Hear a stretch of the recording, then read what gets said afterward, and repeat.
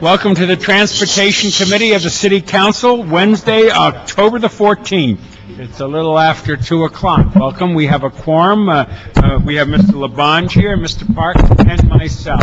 There'll be 2 more committee members coming. There's been some suggestions about some public comment up front. I always believe in that myself. But first, I just want to get consent ones gone because there are people in the room here that came for a consent item. In fact, somebody gave me a handwritten note about one of these items. And so, colleagues, item 2 and item 5, and we do have I don't know if this fellow wants to speak. Arnold Sachs definitely does. So we'll have Arnold. Come on up, Arnold. Come on up, Arnold, for number 5. The question is 2 and 5 on consent. You can say yes to 2 if you want, and we'll wait until Mr. Sachs speaks before we could say it for item 5. I'm okay, but I have to ask LADO. Yes, sure. What's it on 5? There you go. Great. Okay. So item 2. So you okay on that? Okay. Item 2 has just passed on consent. Now we're going to do item 5. I know that somebody wanted to move in and out of the room. Mr. Parks, your question for DOT. Let me ask, would Mr. Fisher handle it? I just wanted to find out from LADOT how often we evaluate franchise fees and how often they get evaluated, either upgraded, or is that annual, or how do we do it, or is it case by case? Good afternoon. Farhad Zaltash with Department of Transportation.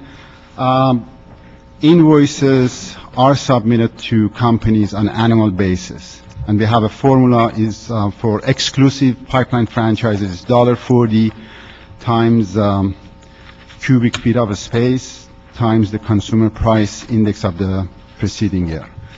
That's something that we do for all the companies on an annual basis. The last time that the rates were adjusted, and this formula was put in place, was in the year 2000. Okay. Now, the rates is viewed as the basic cost.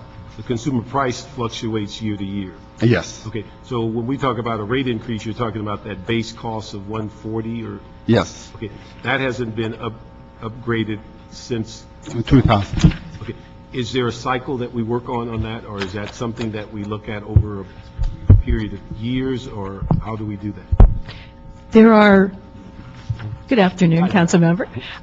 There are state laws in the Public Utilities Code that regulate municipalities' ability to charge private utilities and common carriers. So we do make certain adjustments of our terms and conditions, but we have to do so within the umbrella of the state legislature. Currently, the formulas that exist now comply with all the Public Utilities Code statutes. So we're driven by PUC on the base standard, but we do the CPI. And For the common carrier ones, we use PUC umbrella. For the exclusive one, private ones, we have our own formula in the city that was approved as part of an ordinance in the year 2000. all right, thank you. Mr. Sachs. Thank you.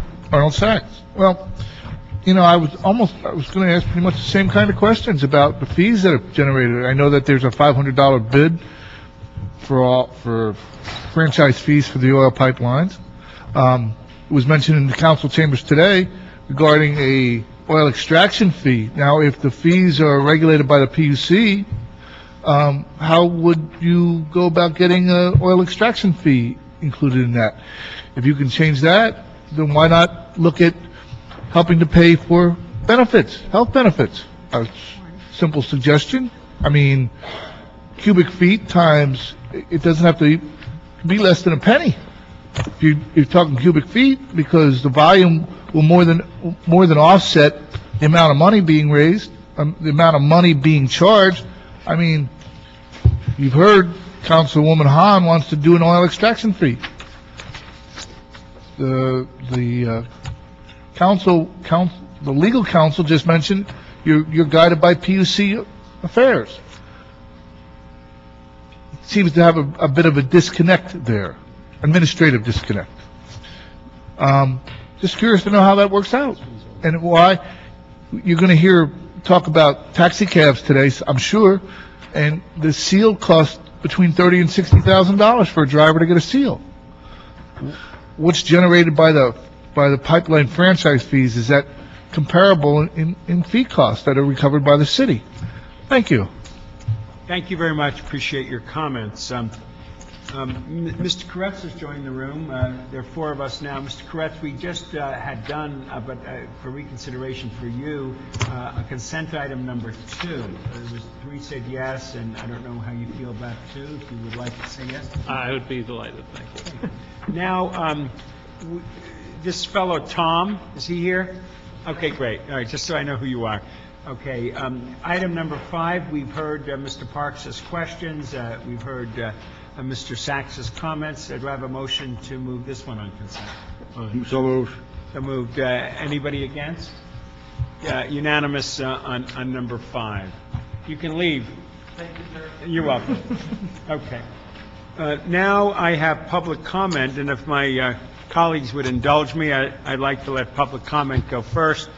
But public comment speakers, do you need 2 minutes, or could you do it in 1, since we have a million things also on the agenda?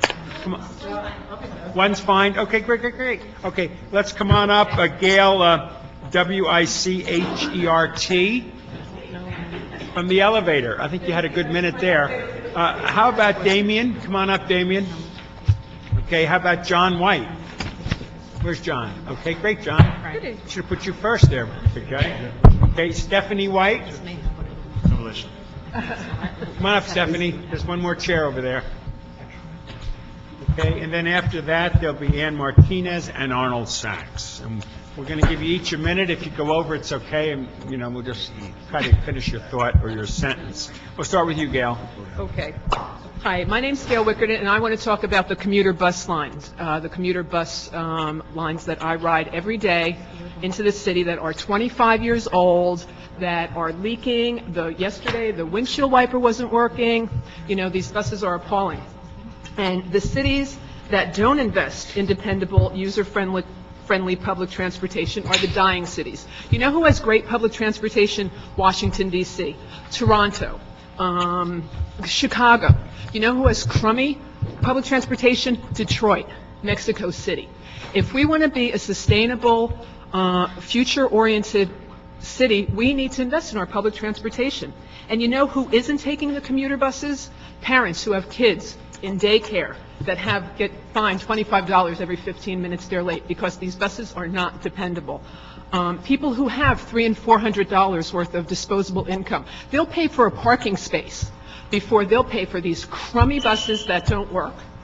And there's a lot of need for this, and I think we could be self-sustainable. I don't think we need subsidies. Well, I'm not allowed to directly react to you, but I totally agree with you that we need to do more about buses, both MTA and the City of Los Angeles. Good news is there is Measure R money for buses that we, the people, voted on, that will work on that, and there's also hopefully some economic stimulus money that I'll be looking for. We need to improve our bus systems. Appreciate your comment. That was just off the top without any real reaction to you, which we're not allowed to really do. Thank you so much for coming. Damien. Hi, my name is Damian Newton. I'm a resident of Council District 5. Very often when I come up here and speak, I'm speaking on behalf of LA Walks, a pedestrian advocacy group, but a lot of you, probably actually everyone but maybe Councilman Koretz, know me because I also write the website Streets Blog, which we're up to over 1,000 readers a day in Los Angeles. We're in 4 cities. But one of Streets Blog's affiliates is something called Street Films, which is just what you would think. It's a film crew that goes around. They go to cities across the country, across the world, and shoot best practices and bringing about what we call livable streets that are built for people, not cars. And they happen to have given me 5 CDs on some of their best films to give to all of you. So with the permission of the security, I'm just going to walk these up quick, and I'll do it in 19 seconds, so I'm in under a minute. First time here. That's okay. And I'll see you on issue 3 and 6. Thank you so much, Damien. John White. John White, resident of the 5th District and loyal rider of the DOT Express buses, 431 and 437. I've met Gail and Steph in the bus, and I think we've encountered a lot of the same experiences. Most recently, besides breakdowns and mechanical failures, there's a real strong smell of diesel fumes inside the bus. And I know these are older buses and money's tight, but The main reason I'm here today is to suggest hopefully a cost-free solution to improving service in the short run, and that is provide an email notice or an RSS feed service to regular riders when a bus is going to be down. The operator pulls the bus ahead of time if it needs maintenance or there's a breakdown. And for those of us who expect a bus to ride at 5:15 or 5:27, we're at the stop. And if that bus doesn't show up, we're in there for a full hour or more. And DOT staff a while ago jumped on a bus and said, hey, thanks for riding. We're going to ask for your email address so we can have you subscribe to service updates.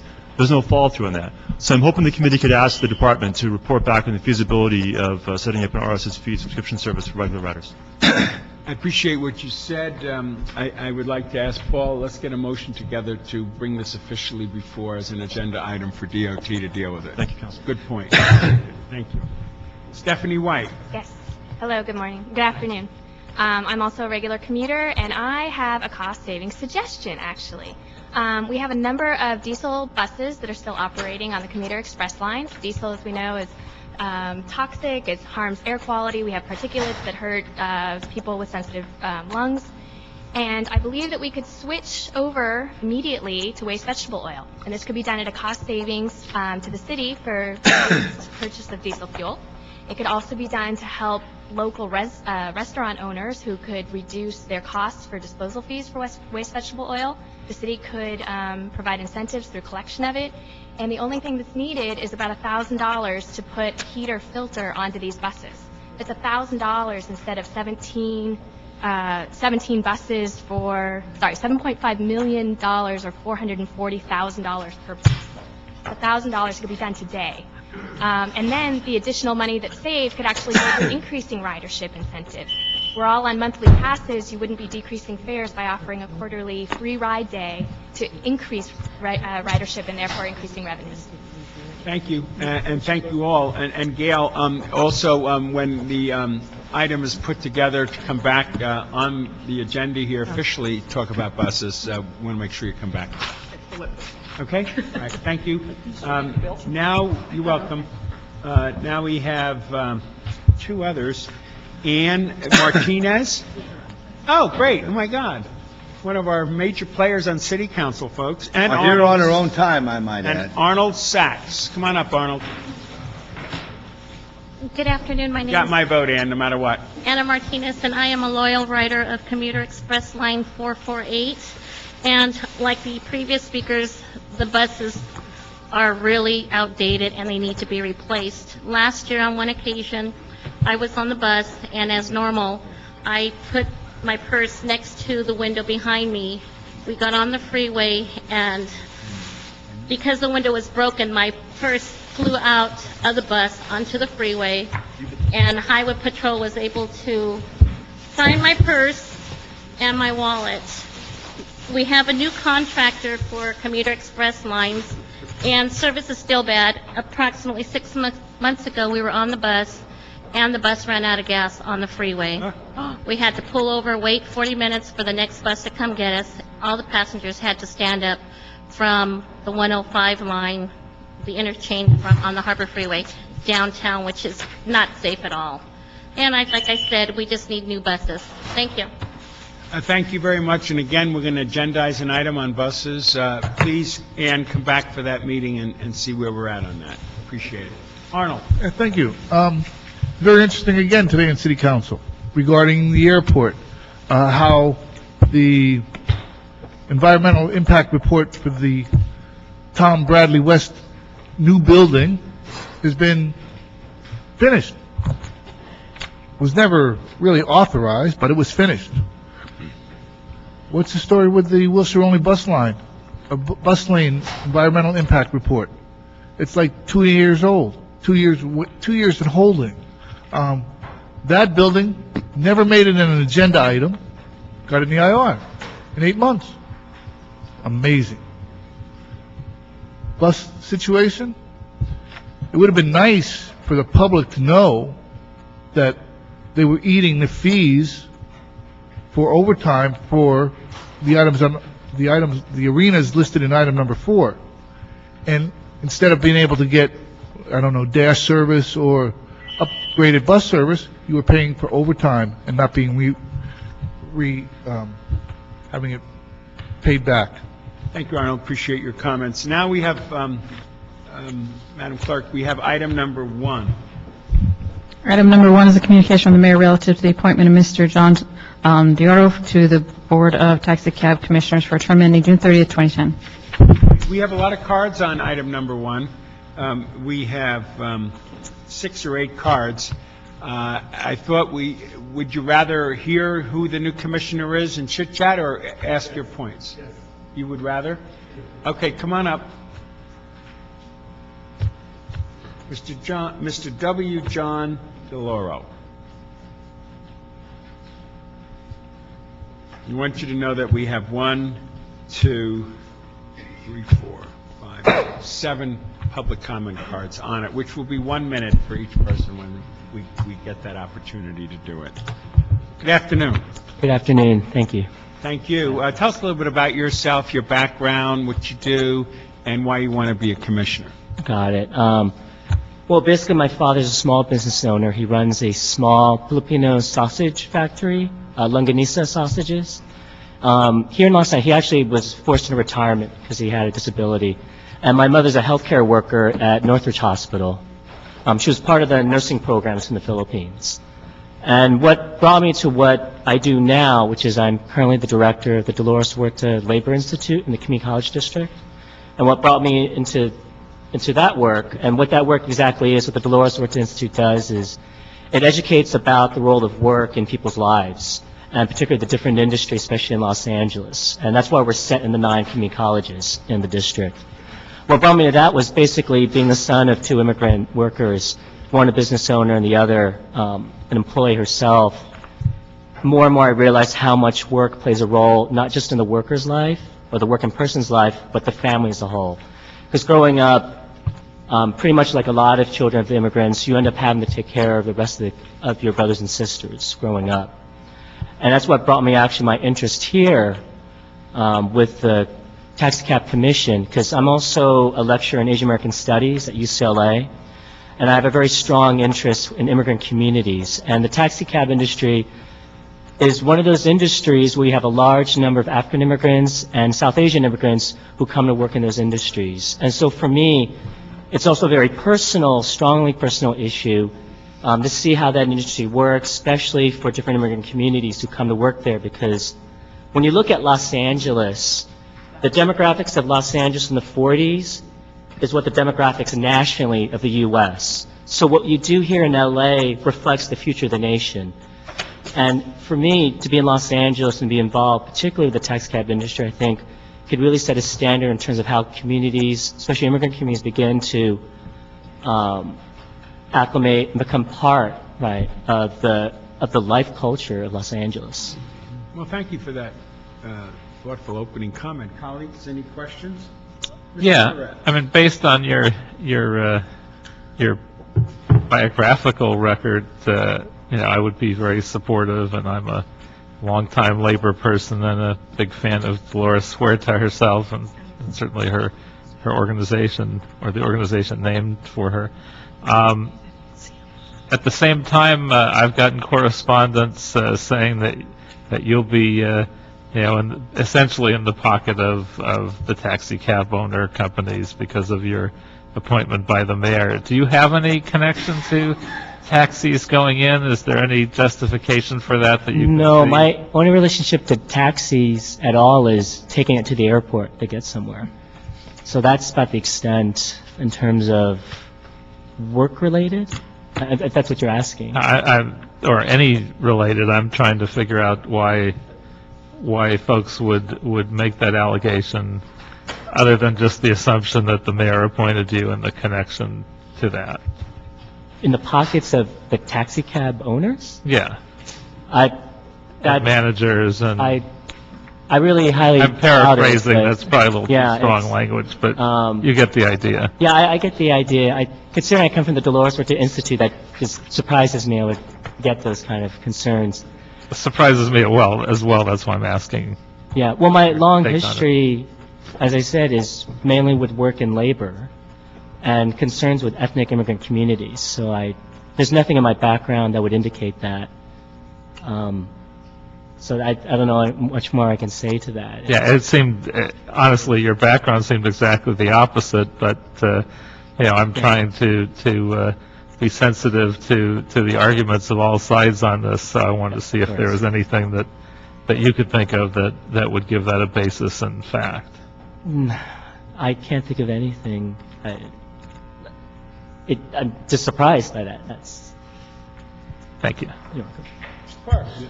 Let me just ask, you commented earlier that your only exposure to cabs is riding into the airport. How do you expect to get the grip on what's going on in this whole taxi issue that's confronting the city? And I don't know if you're aware that this committee alone has spent hours trying to decipher one group against another, and whether you can make a living wage by being a cab driver. How do you sense that you're going to update yourself or bring yourself up to speed on what the issues are within the taxi community? Well, I think it's two approaches. I think one immediately is, of course, just reviewing all the available literature, dealing with the issue itself. And then the second is, once I'm through the process, one of the first things I want to be able to do is meet with all the various players in it. Because the one thing I know, just dealing with the whole industry of dealing with work, is that you really don't know what's going on unless you actually talk one-on-one with people to know what's happening. And I know that's just my modus operandi, is I just need to talk to people. But one thing, just to bring your attention, and we have a motion that we hope will get before this committee soon. For some reason, historically, we've had a system where the Taxi Commission and LADOT have a working relationship and basically administers the cab industry in the city. But then there's an island out at the airport that creates an RFP for when cabs come to the airport. And we have a motion that bring it to this committee and find out why did we have that separation and why is LADOT not involved in that process. Are you familiar with that issue at all? I would need to update myself on the issue in order to properly respond to it. Thank you. Well, thank you. Just move to the last chair there and listen to the comments that are going to come up. I'd like to give everybody 1 minute who wants to speak on this subject. We have Melvin Paparizziana. I apologize, by the way, for my pronunciation. Stephen Matosovsky. Oh, God, bless you. Mestin Nyarkin. You got it. That's the first three. And then we have another one that'll be as much for me. It has, with everybody's names, by the way, I'm no good at it, just so you all know. Nebabadi Armand. Okay, you'll be next. Okay, and then after that will be Reuben, I don't know. Yeah, Yellow Cap, right, okay. And then there'll be a Philip Banning. Great, okay, you'll be the next three, okay, after the first three speak. Great, appreciate that. Go for it. Good afternoon, committee members. My name is Martin Manoukian. I'm duly elected president for the Co-op Fleet for Yellow Cap. And our organization is a democratic organization. I've been with the organization since 1993. Everything was sound here good, but we know that Mr. Dolores, I'm sorry if I'm not pronouncing right, he's a national president for Asian Pacific Labor Organization. So we do have issues here, such as Latva, as we know, and we need and we want to have a balanced commission. This is terribly unbalanced commission that we have today.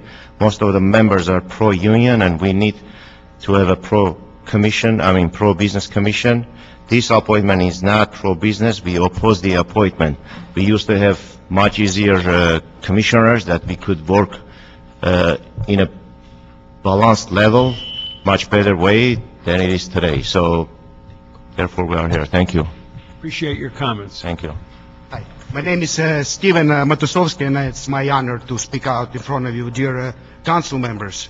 And I've been driving cab almost 16 years. 8 years I've been driving for independent company, and 8 years I worked for Yellow Cab. And I don't attend these meetings, but I'm here today because I'm concerned with the direction of the taxi cab commissions. And with all respect, I really do appreciate that Mr. Delora takes taxi cabs sometimes to the airport, but I really don't appreciate that he'll be on a commission. The reason why? The taxi commission has to be friendly to small business owners. They need more pro-business commissioners and no more pro-labor commissioners. Think of this interest of my fellow drivers, not the interest of Latva when appointing commissioners. Thank you. Thank you very much. Appreciate your comments. Sir. Good afternoon, council members. My name is Malcolm Papaizan. I'm driver for Yellow Cab. My cab number is 6425. I'm driving this company like 19 years now. I'm here today to express my concern about the taxi commission. I'm here to, above of my fellow drivers, to ask to you appoint a balanced commission. I'm opposed to Mr. Delore's appointment. We need commissioners that are aware of the need of small business owners like myself. My taxi business support my family and put my kids through school. I can't risk losing my business. Thank you. Thank you. Appreciate your comments, sir. Please. You both have spoken. Next three, come on up.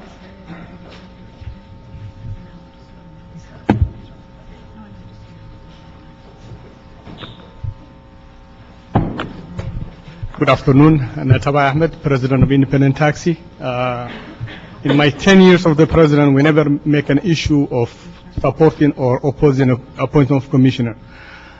We don't know Mr. Dolore that much, so I cannot say anything bad about him or good about him, but the only thing that concerns us is there is an issue with Latwa that they say they represent the love of drivers, and it become an hanging issue for years. And if there is one councilman that will give a directive to DOT or to whoever the body is to follow the law. If there is a union, we need to vote on the members. If there is no union, then we need to know that who they represent. Somebody from the street coming out here saying representing somebody is not going to cut it anymore. So we need an issue from the council to go to direct to DOT.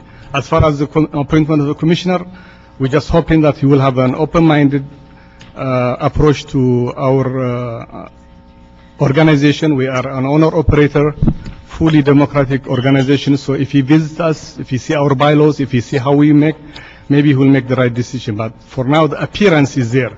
So we're just afraid of the appearance. Otherwise, we have nothing bad to say about him.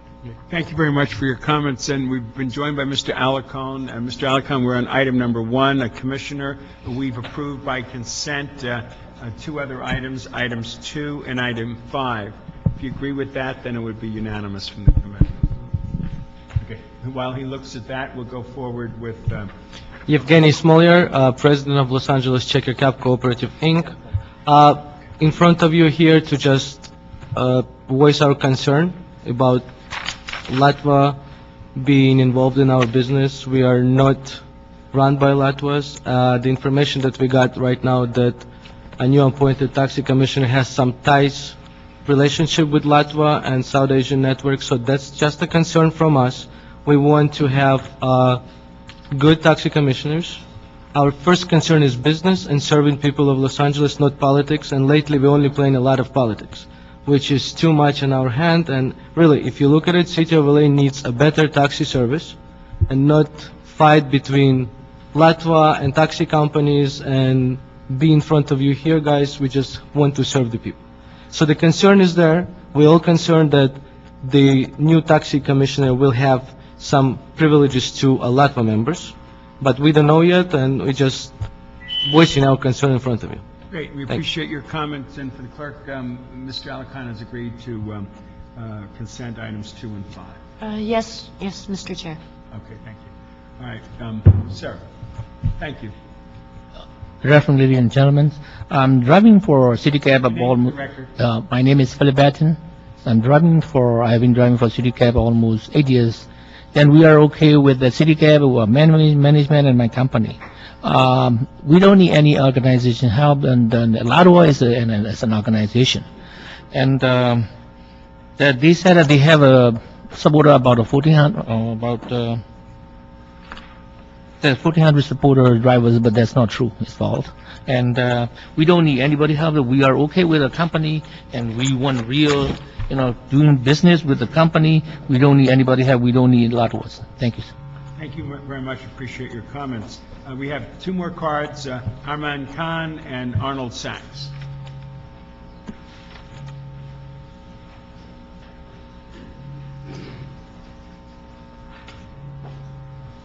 I'll let Mrs. Sachs speak first. Good afternoon, council members. Ahmed Khan with South Asian Network and Los Angeles Taxi Workers Alliance. Just to be very clear that there are no linkages between the recommended commissioner and South Asian Network and the Taxi Workers Alliance. I think it's just really a breath of fresh air because we have 4 attorneys on the commission right now. And for somebody to come from Dolores Huerta Institute, it's definitely a breath of fresh air for us. Somebody who, at least what he spoke about, brings that lived experience of a small business owner and a mother who's a home health worker. So, I mean, what better else do we need? Somebody who understands, because what we have in the taxi industry are small-time, 1-taxi, 2-taxi entrepreneurs over there, and their families dependent upon them. So we definitely support this this recommendation and mayor's appointment, and we will look forward to work with him. Thank you very much. Thank you very much for that. Mr. Sachs. Thank you. Arnold Sachs, I'm glad to hear that you're a small, your father was a small business owner. So I would imagine he was fairly familiar with rulings, state, county, city requirements. You've heard council members. One council member, Councilman Member Koretz, said he's labor. He's a labor fan. Councilman Parks mentioned that there's a bit of an adversarial process here, one group against another. It seems that one of the groups filed a paperwork with the IRS regarding the subcontractor versus employee status that the cab companies operate under. And he got an answer back because the cab companies did not respond to commentary or a request. He was awarded, or it was announced that they would be considered employees. Taxi Cab Commission, the Transportation Committee, any commission has failed to act on the IRS ruling. You have small business background. How would you feel if you got a ruling from the IRS? Would you think it would be pertinent to act on it? The question is, if it's true and it happened that way, then you have a basis to resolve this argument. If it's not true, then somebody's feeding somebody a line of fish bait. Either way, it's something that should be looked into and should be discussed before you continue along with this taxi franchise requirement bid. Thank you. Thank you, Mr. Sachs. Mr. Alarcon, your colleagues have asked questions of the potentially new commissioner. Do you have any questions for him? Okay, do we have a motion to approve and send it to council? So moved by Mr. Koretz, second by Mr. Parks, and unanimous by the 4 of us here. When will this go before council? Mr. Chair, this issue will go before council next Wednesday, October 21st. Thank you very much for that. Congratulations. You passed the committee. We look forward to seeing you at the council. Thank you. Item number 3. Item number 3 is a Garcetti-Perry-Labange motion relative to implementing a free parking program for advanced technology vehicles. Okay. Do we have someone to discuss this, staff, this particular issue, item number 3?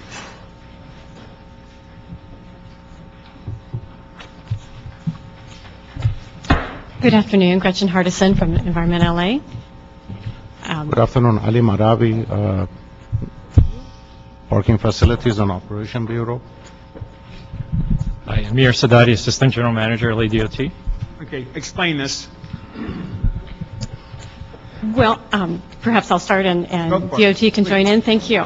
The motion was raised. As you know, the City Council had in prior years approved free parking incentive for hybrid electric vehicles in the City of Los Angeles and alternative fuel vehicles.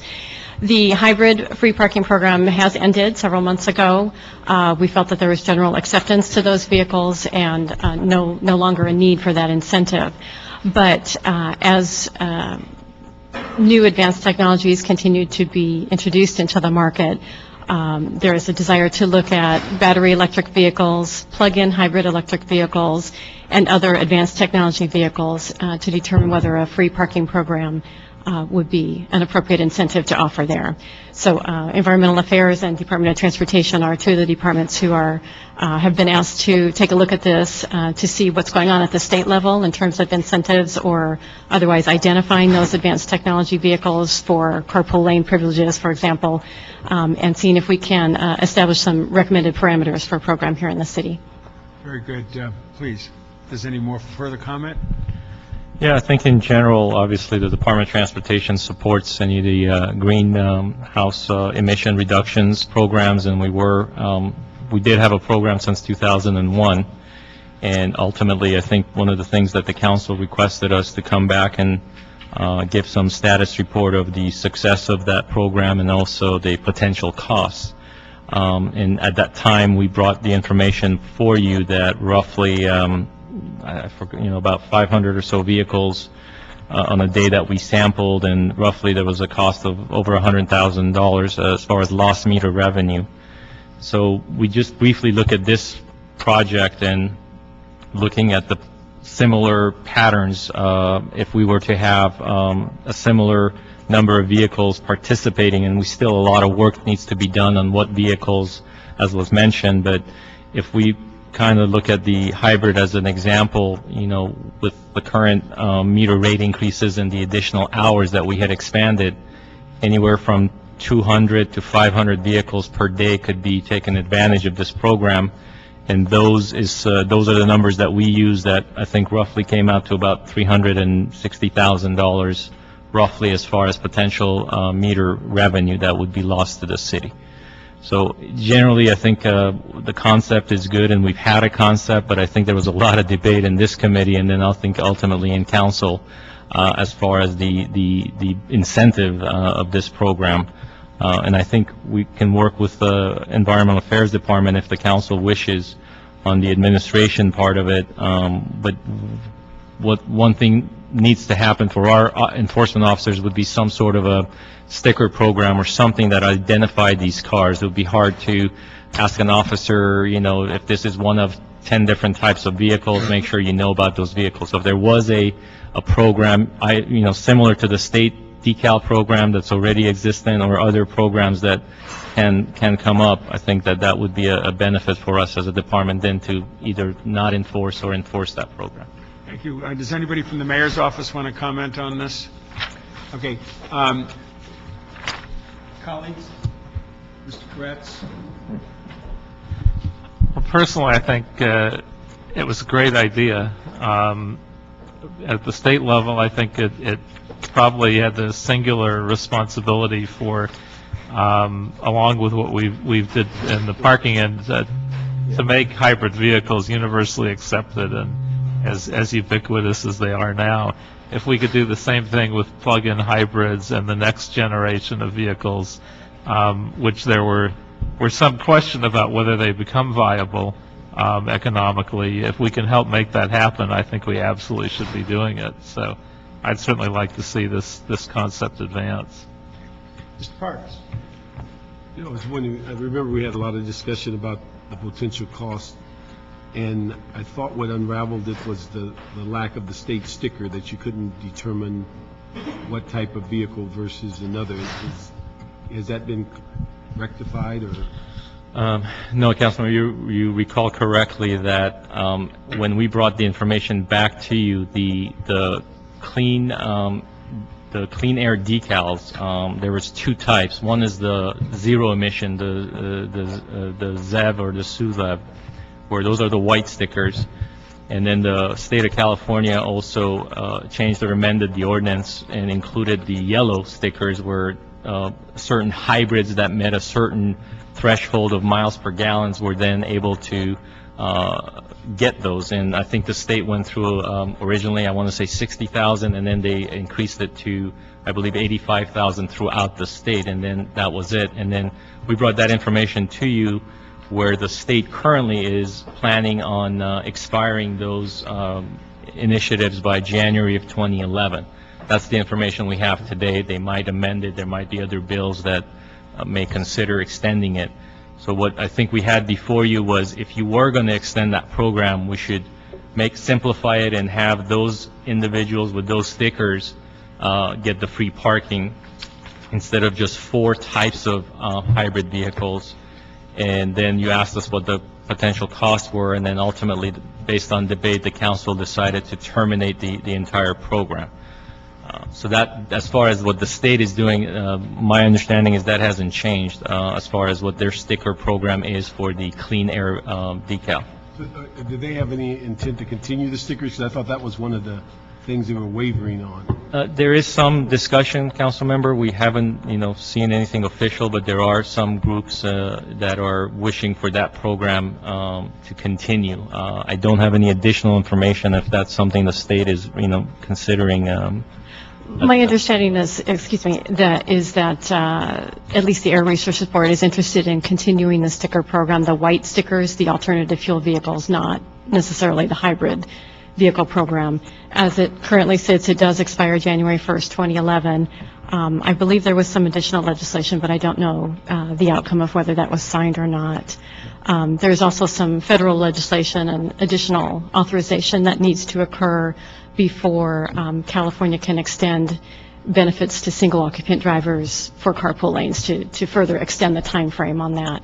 So we're in touch with the State Air Resources Board on kind of what's going on over the next couple months. On these proposed vehicles, would we end up with the same situation with the variety of models and makes that you need the sticker to distinguish them, or are they going to be so unique that, because I can just imagine a traffic officer is going to have this little list of figuring out which vehicle is or isn't, and the sticker kind of clarified that.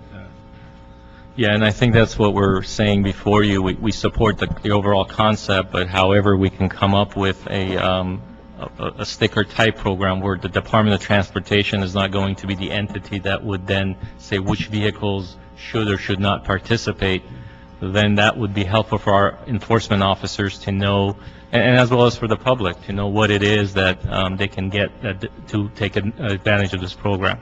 Are you recommending that there's something that the Department of Transportation should issue stickers, or are these stickers that are on a statewide level? Yeah, no, I'm not advocating for DOT to issue stickers. Actually, it's the opposite, Councilmember. I'm saying whatever, if, for example, the zero emission vehicle sticker, the white, still continues to be, maybe that's something that this council could then approve as a measure for the zero emission vehicles. Any vehicle that continues to get those white stickers from the state then can maybe take advantage of the future ordinance that you may approve. But I don't think we are in a position as DOT to really have a sticker program or create some sort of a program. We're not the experts of what vehicles will have zero emission, not have zero emission. So that's where I think we would need the help of the the Environmental Affairs Department and or the state to identify that program. And DOT's role would be then to make sure we're not enforcing those vehicles that, if this were to pass. The other question I was wondering is that, did we find that these vehicles, when the white or yellow sticker vehicles, were they parking in any concentration in different parts or zones within the city, or were they spread across citywide, or did we have any sense of what the pattern was? I believe when we looked at the sampling, we looked at downtown, we looked on the west side, we looked at parts of the valley. So we took a couple of days and we had our traffic officers go out and do some sample surveys, but there was not I won't say a strong concentration that we could see, because we had limited staffing, so we couldn't do a very in-detailed survey. So we were able to just do this, some sampling of throughout the city, Councilmember. Would, if this sticker continues with the state level and we were back into this program, would it because one of the things I'm concerned about in the sense of loss of revenue, is there a benefit in the sense of narrowing it to certain parts of the city or certain areas of the city or certain parking zones, as opposed to making it universal throughout the city?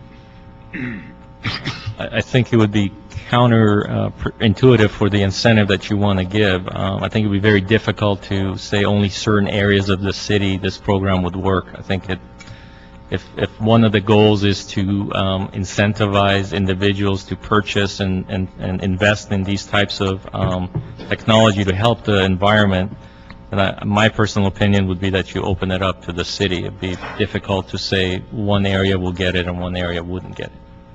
And it would be hard to enforce as well, because the public ultimately would need to know, how do I know where I can park, versus knowing City of LA boundaries. Okay. And then my last question is, just clarify, when we did this before, was that a license for people to park just for that period of time on the meter, or did they get to park all day on the meter? That was just for the not depositing coins, correct, Ali? Right. Yeah. So if there was a 2-hour limit, they had to abide by the 2-hour limit. They could not park there all day. And how did we enforce that? Through enforcement. Chalk or what? We have more advanced high-tech methods now, license plate recognition and other methods. All right. Thank you. Mr. Alarcon. When we had this discussion last time, the key question for me was, had to do with this. I don't believe the state's issuing any more stickers. Correct. There's, except for the white stickers, council member, they are still, I believe, issuing white, is what my understanding was. How many more of those left? There was no limit on those because they are so new, and there are many, many fewer of the pure zero-emission vehicles and hydrogen fuel cell vehicles. We have some estimated numbers statewide through the end of 2008, 250 fuel cell vehicles statewide, 4,800 battery electric vehicles, and then 28,000 of the neighborhood electric vehicles that are not freeway legal. You said 28,000? That are not freeway legal. These are just they're the GEMs, or very small neighborhood electric vehicles. Oh, like a golf cart? They look Sort like of like the golf carts, right? That drive off street as well. Okay. The purpose of this measure was to incentivize people to purchase vehicles. And the way that we're talking about it, it would simply give a freebie to people that already have these vehicles. So I'm not understanding the logic. If the way to identify these vehicles is through the sticker,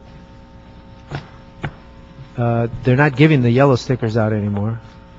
So all we would be doing is reducing revenue, and we wouldn't incentivize anybody to buy these cars because they don't get the sticker. But are they that difficult to identify? I mean, most of them say, hybrid. They usually have some kind of indicator that they are. You think there's going to be that many cheaters out there? They're going to take an old 57 Chevy and put hybrid vehicle on it? And You'd be surprised, council member. I'd be surprised? You'd be surprised what lengths people go to cheat to get out of a $1 or $2 parking ticket, or parking payment for a parking meter, or potential parking citation. So I would love to see a $1 or $2 parking ticket. Parking meter. Parking meter. Parking meter, okay. Yeah, I think the question is if, and that was just an option on the table, if the white stickers, those are again the zero emission, those are still being given out. So if the state continues to give those for zero emission vehicles and the electric vehicles, and as we discussed, what new technologies are coming out, then that could be one identifier. So for sure the yellow stickers are going to go, or they're not issuing anymore. Why don't we issue to the white stickers and see what happens? Well, the challenge is right now that is about to expire January 1 of 2011. Oh. So that's the chicken and egg here. Well, it's a good pilot project. I mean, we would, at the end of the program, we could assess how many more of these were purchased. Yeah, I mean, that's. And you wouldn't have to do the whole program, and the white stickers are fairly easy to find, right?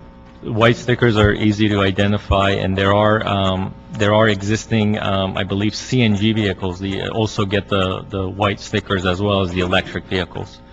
So there is an existing program for the white stickers currently. Well, that we can if piggyback on. we incentivize the yellow stickers, that serves no useful purpose because those are used up. Correct. If the goal is to get people to buy more cars, because the goal is actually to get more money from the feds, right? I mean, but to do that, we have to sell more of these cars. So giving free parking to people that already have the cars doesn't incent anybody to go out and buy another one. But the white stickers, it seems to me, could use some incentives to get people to purchase them. And also, it wouldn't have such a dramatic impact on our budget. But it might be a good test for us, because I'm sure there's going to be another generation of this. So probably a blue sticker or something. But I'm sure the legislature will come up with another version. But this will give us a good test, and it wouldn't have the difficulties of trying to figure out whether the car is really in that category or not. You have the sticker that you could match up against. I'm sure the sticker has some kind of number on it or something. So now, I would recommend we do a pilot project with just the white stickers. That's off the cuff, unless there's something else, some other way to approach this without killing the idea, because I think it is important for us to send that message. Well, I mean, from my perspective, or the department's perspective, I think that takes the administrative burden away from at least DOT, because there is a program, or environmental affairs, because you have a program, and I think on all of these, the pilot was the way we approached it. In 2001, we did a pilot, and then it kind of got extended and then was amended to add. I think we have a great idea. The department would support that. Not sure what the environmental affairs would say to it, but we would be open to that suggestion. Do you want to comment on that? We are certainly open to that as well. That would be probably the quickest and easiest way to implement something without having to develop another type of identification. Mr. Lavon, Ms. Dalgley? Right now, we don't know what the actual number is that we're losing.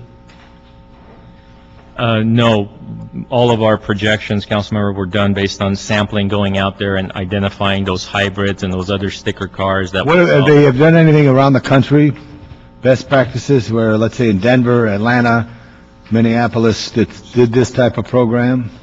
They've done similar programs in line with what DOT or what the city of LA did, which is basically the hybrids or clean And did they fuel vehicles. discontinue it ever? Two of the cities I know, I believe they're continuing with the program, Portland and another city. But again, I don't think they had some of the issues we had here with the decals. And What would you recommend? I think, personally, I think it's a good idea to try to do a pilot to see if this does give an incentive. But truly what happened, I think, and what a lot of the debate occurred, Councilmember, was the fact that in addition to high gas prices, in addition to other economic factors, that's what a lot of people were additionally incentivized to buy these vehicles. So parking alone, it's a good start, or it's a good step, but in my opinion, isn't the only reason why somebody would go invest in They this. buy them because they could get better economies out of the gas pump. Yeah, I mean, it is definitely more environmentally friendly, and that's what we as a city What would you want want, to to see this suspended? I would do whatever the council tells me to do. I know, but let's say if a councilman's asking you that he's on the fence, he's going to go this way or that way, and he happens to like you because of the hard work that you do for the city, not everybody's going to support you on everything, but I want to support you on this. I would support the Councilmember Alarcon's suggestion of seeing with the white stickers for a limited time to see if that is something that we can do and allow us to come back with 6 months or a year, whatever, and give you some status report. How many tickets do you give to people who you chalk now? They park for free for an hour, but they're there for 2 or 3 because they think it's free parking. Time limits is not one of our major issues. That's how I don't you have get the people number. who do this, though, right? Pardon me? That's how you do this, where you get, you chalk, because if someone hangs a placard on their windshield or has it on their car, the only way you can enforce it is by... Correct. We have measures to make sure that individuals are not parking longer than the posted time limit. Which is chalking or other measures? We use license plate recognition, we use chalking, we use our handhelds, the new handhelds that the traffic officers have. But how many non-flag drop do we issue? I don't have that number handy, sir. Anybody in this room? Anybody got a handheld walkie-talkie or handheld thing? Anyway, what I'm saying is I'm concerned. I know there's been a revolution in motor vehicles in this last decade. I think the revolution will continue. I don't know this is the total incentive to get people to do it. I also know that I'm being asked to maximize meters in every spot. So if half the people who use the meters in this district, that's half less the revenue, right? There would be a loss of revenue impact. If more of the stickers come on board and use the spaces, then there will be an impact. So, I don't know. Mr. Chairman, what do you think? You're wise. Not yet. I'm waiting for Mr. Koretz who All right. wants to speak. Go ahead, Mr. Koretz. I think we obviously only want to do this if we really incentivize new parking. So the question is, if we do I certainly wouldn't continue to do the old hybrids. I think they've been incentivized enough and they're well accepted. The question is, if we do the white permits, or whatever you call the tags now, whether we would also just be giving a free pass to people that have already paid for them, or if there's some way to actually have the city do its own tag, which I think will be a relatively limited number, and just have the incentives apply to those. Because then we would really be able to quantify how many new ones there are. And either way, I would only do it if we do a certain amount of PR behind it, because I'm not sure how many people realize they could park for free, even those that owned hybrids. Mm-hmm. I certainly have had friends that have been hybrid owners and seen them feed meters, so I'm not sure we totally got the word out either. Thank you, Mr. Koretz. Mrs. Parks. Just so I'm clear, when we did the pilot before, were the white stickers part of it? Originally, they were, back in 2001. Okay. It started with that. Okay. And then in 2000, we kept extending that, and then in 2004, we added 4 types of hybrid in addition, which were the yellow stickers. Okay. Then what got confusing is out of the 4 additional models, 2 of them actually had stickers and 2 didn't. So at the end, we were coming to you to say, if you are going to approve this as an ordinance, then we should just use the stickers and not go with these different types. And then the second question is that with Mr. Alicon's motion, then we would just be recouping back the white stickers that were working with in 2000, and then our hope is it drives these newer vehicles into the system. Or they drive them in, that they'd end up when they're purchased with white stickers. So our hope is to incentivize them that people would buy more of them, but they would also be marked with white stickers upon purchase. Yeah, and I thought I heard the number of the white stickers that you had from the state. I don't actually have the number of white stickers, okay. I'm sorry. So to answer your question, if there are existing vehicles that currently have met the zero emission or the ZULEV that have the white stickers, and if you pass, let's say, a new pilot ordinance or pilot program, then those would get the freebie. And then any additional new purchases of vehicles that qualify, not through DOT, but qualify through the state to get the sticker, would then participate and be able to use that. Are we assured that new purchase, zero emission, are going to get the white sticker? That would be a state issue that I think, as mentioned, there are some... If we just bring those same white stickers in from 2000, and there's no assurance that the new vehicles are going to be purchased with white stickers, then we're just have the same 2,000 vehicles on a merry-go-round, we bring them back under. But what's the attachment? How do we get assured that the new purchase come with white stickers? That is our understanding from the state. We can go back and certainly double-check that to make sure that that is occurring through January 1st, 2011.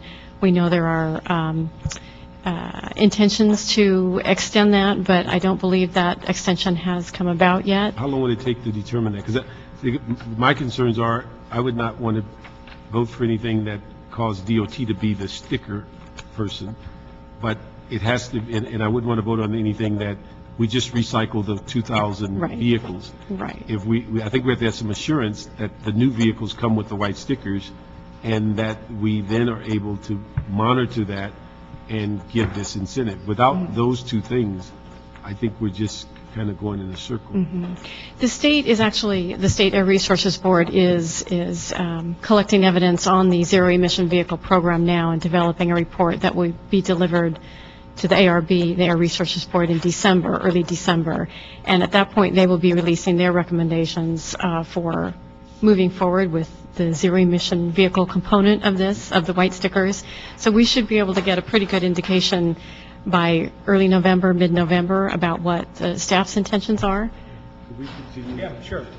Okay. I think we need that. Yeah, and Mr. Parks and Mr. Alicant and Mr. Labange and Mr. Koretz have asked good questions. I got two public comment questions before we take any action here.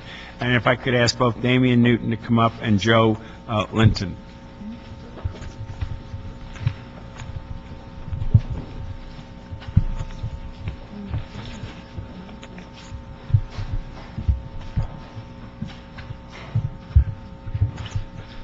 Good afternoon, Damian Newton, resident of CD5. I've never been a big fan of these kinds of programs, and as news reports have been coming out on the push in Sacramento to reauthorize the white sticker program, there's two important things that have come up. One, the state has no idea how many cars have been sold as a result, how many hybrids were sold as a result of the yellow sticker program. They know there's been more sold, but they cannot quantify whether their hot lanes or HOV access or whatever has had any impact on it. There's never been a survey taken. Everyone feels good, but no one knows the numbers. The second thing is the group that's pushing the white sticker program, the lobbyists that are pushing it, are car industry lobbyists, not environmental lobbyists. So this is not something that has a huge environmental group support. As a matter of fact, the local Sierra Club opposed the yellow sticker program, both when it was authorized and when reauthorization was being discussed last year. And since I'm running out of time, I'm going to quote a Daily News article from January 21st, 2009. A very wise man said, "There's plenty of other great benefits to having a clean fuel car. With the city budget and the shape it's in, we can't afford to leave gold in the gutter." Since I said gold in the gutter, Bill Rosendahl knows that it was him who said that. Thank you. Thank you very much. Appreciate your comments. Sir? Yeah, just briefly, Joe Linton from Cycle. I kind of want to echo what Damien was saying. There's a riddle that goes around in livable street circles of, like, when does a Hummer and a Prius have the same environmental impact? It's the 95% of the time that vehicle is parked. And I think if the city is looking at, how they can spend $360,000, $360,000, there are much better ways for the environment, for mobility, than this sort of program. I encourage you to move toward the Shoup concepts that people who drive should pay for their parking. Thank you. Well, thank you all very much for this thoughtful discussion. What I would like to do is follow up on what Mr. Park said, and continue this item for a couple of months, see what the state does. I think Mr. Alicant's point about fresh stickers and a pilot also has valid considerations, and I also think the public comment that we need that gold in the gutter in a tight budget crisis. So, staff, please come back in a couple of months with an update of what has happened in Sacramento and any sense of what you think this would mean in lost revenue. And third, of course, is how would it be administered and how it would be done. But to raise the issue was a good one. Do I have a second for that, or direction? Okay. So we'll move forward with that as the policy of the committee. Thank you all very much for that. Okay, the next item is... Item number 4, which is a DOT report in response to a Lavon Parks Perry Reyes motion relative to the briefing regarding traffic management services provided at major venues in the city of LA. Good afternoon. Good afternoon. I'm Alan Willis with the Department of Transportation. You asked me to come back to this meeting with a progress report on where we were on our negotiations with 6 major venues for seeking full reimbursement for the traffic control services we provided these venues. Those 6 venues were the Hollywood Bowl, the Greek Theater, the Coliseum, the Sports Arena, Staples Center, and Dodger Stadium. We have gotten to a point now we are ready to basically finalize and execute agreements with 5 of those 6 venues. The only one that basically felt that they no longer needed our services was the Sports Arena.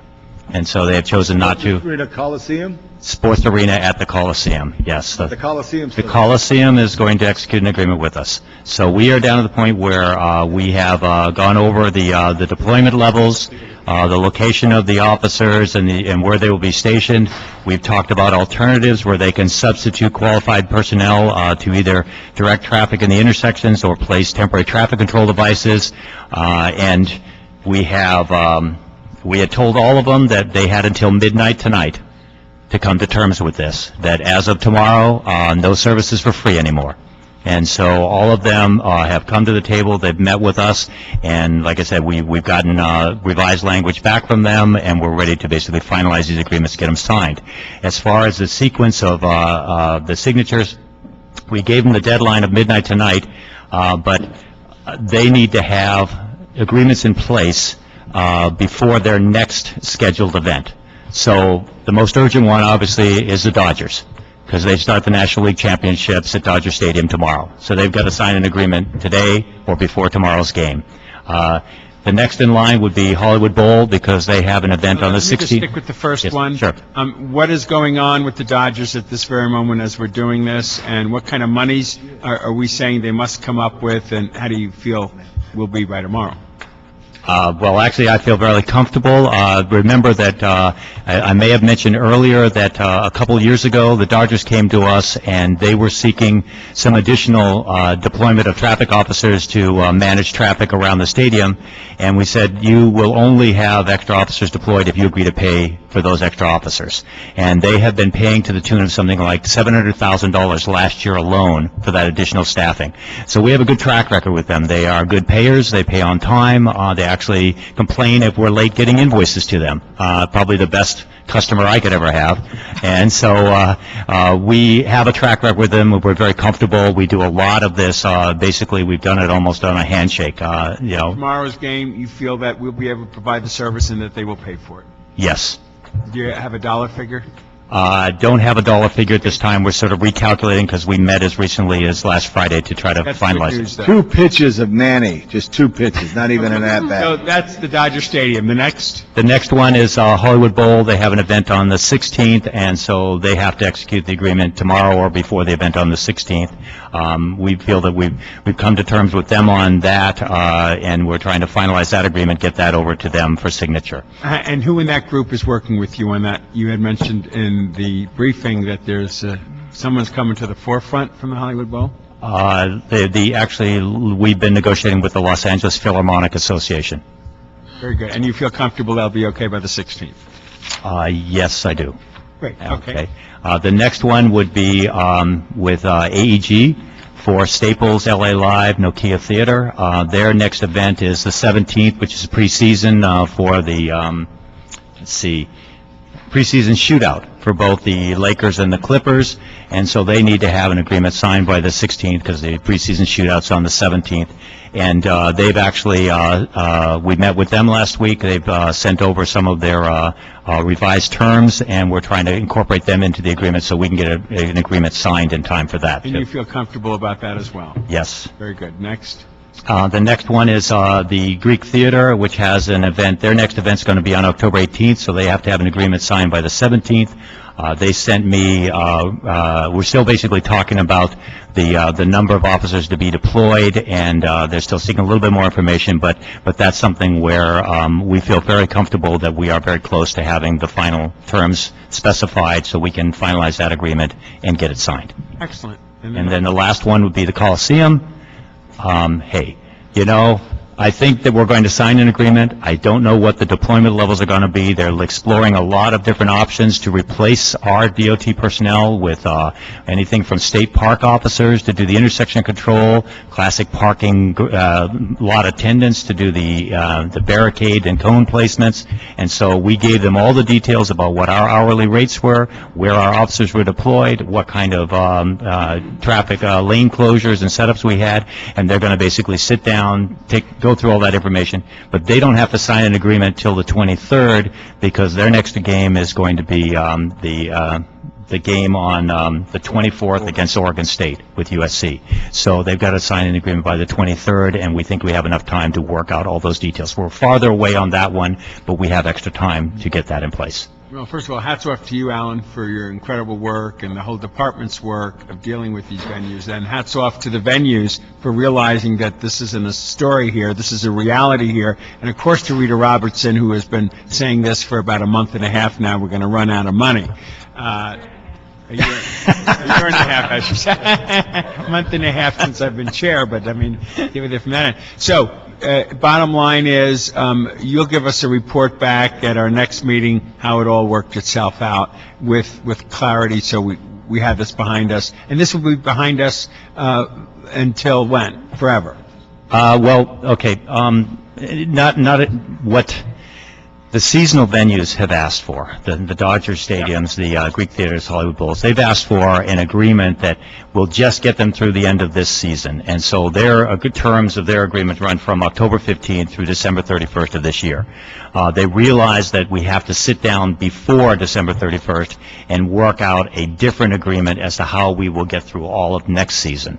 And so that's something that we're going to have to do some more work on, because that may require raising fees to pay for more staffing or whatever to get through the season.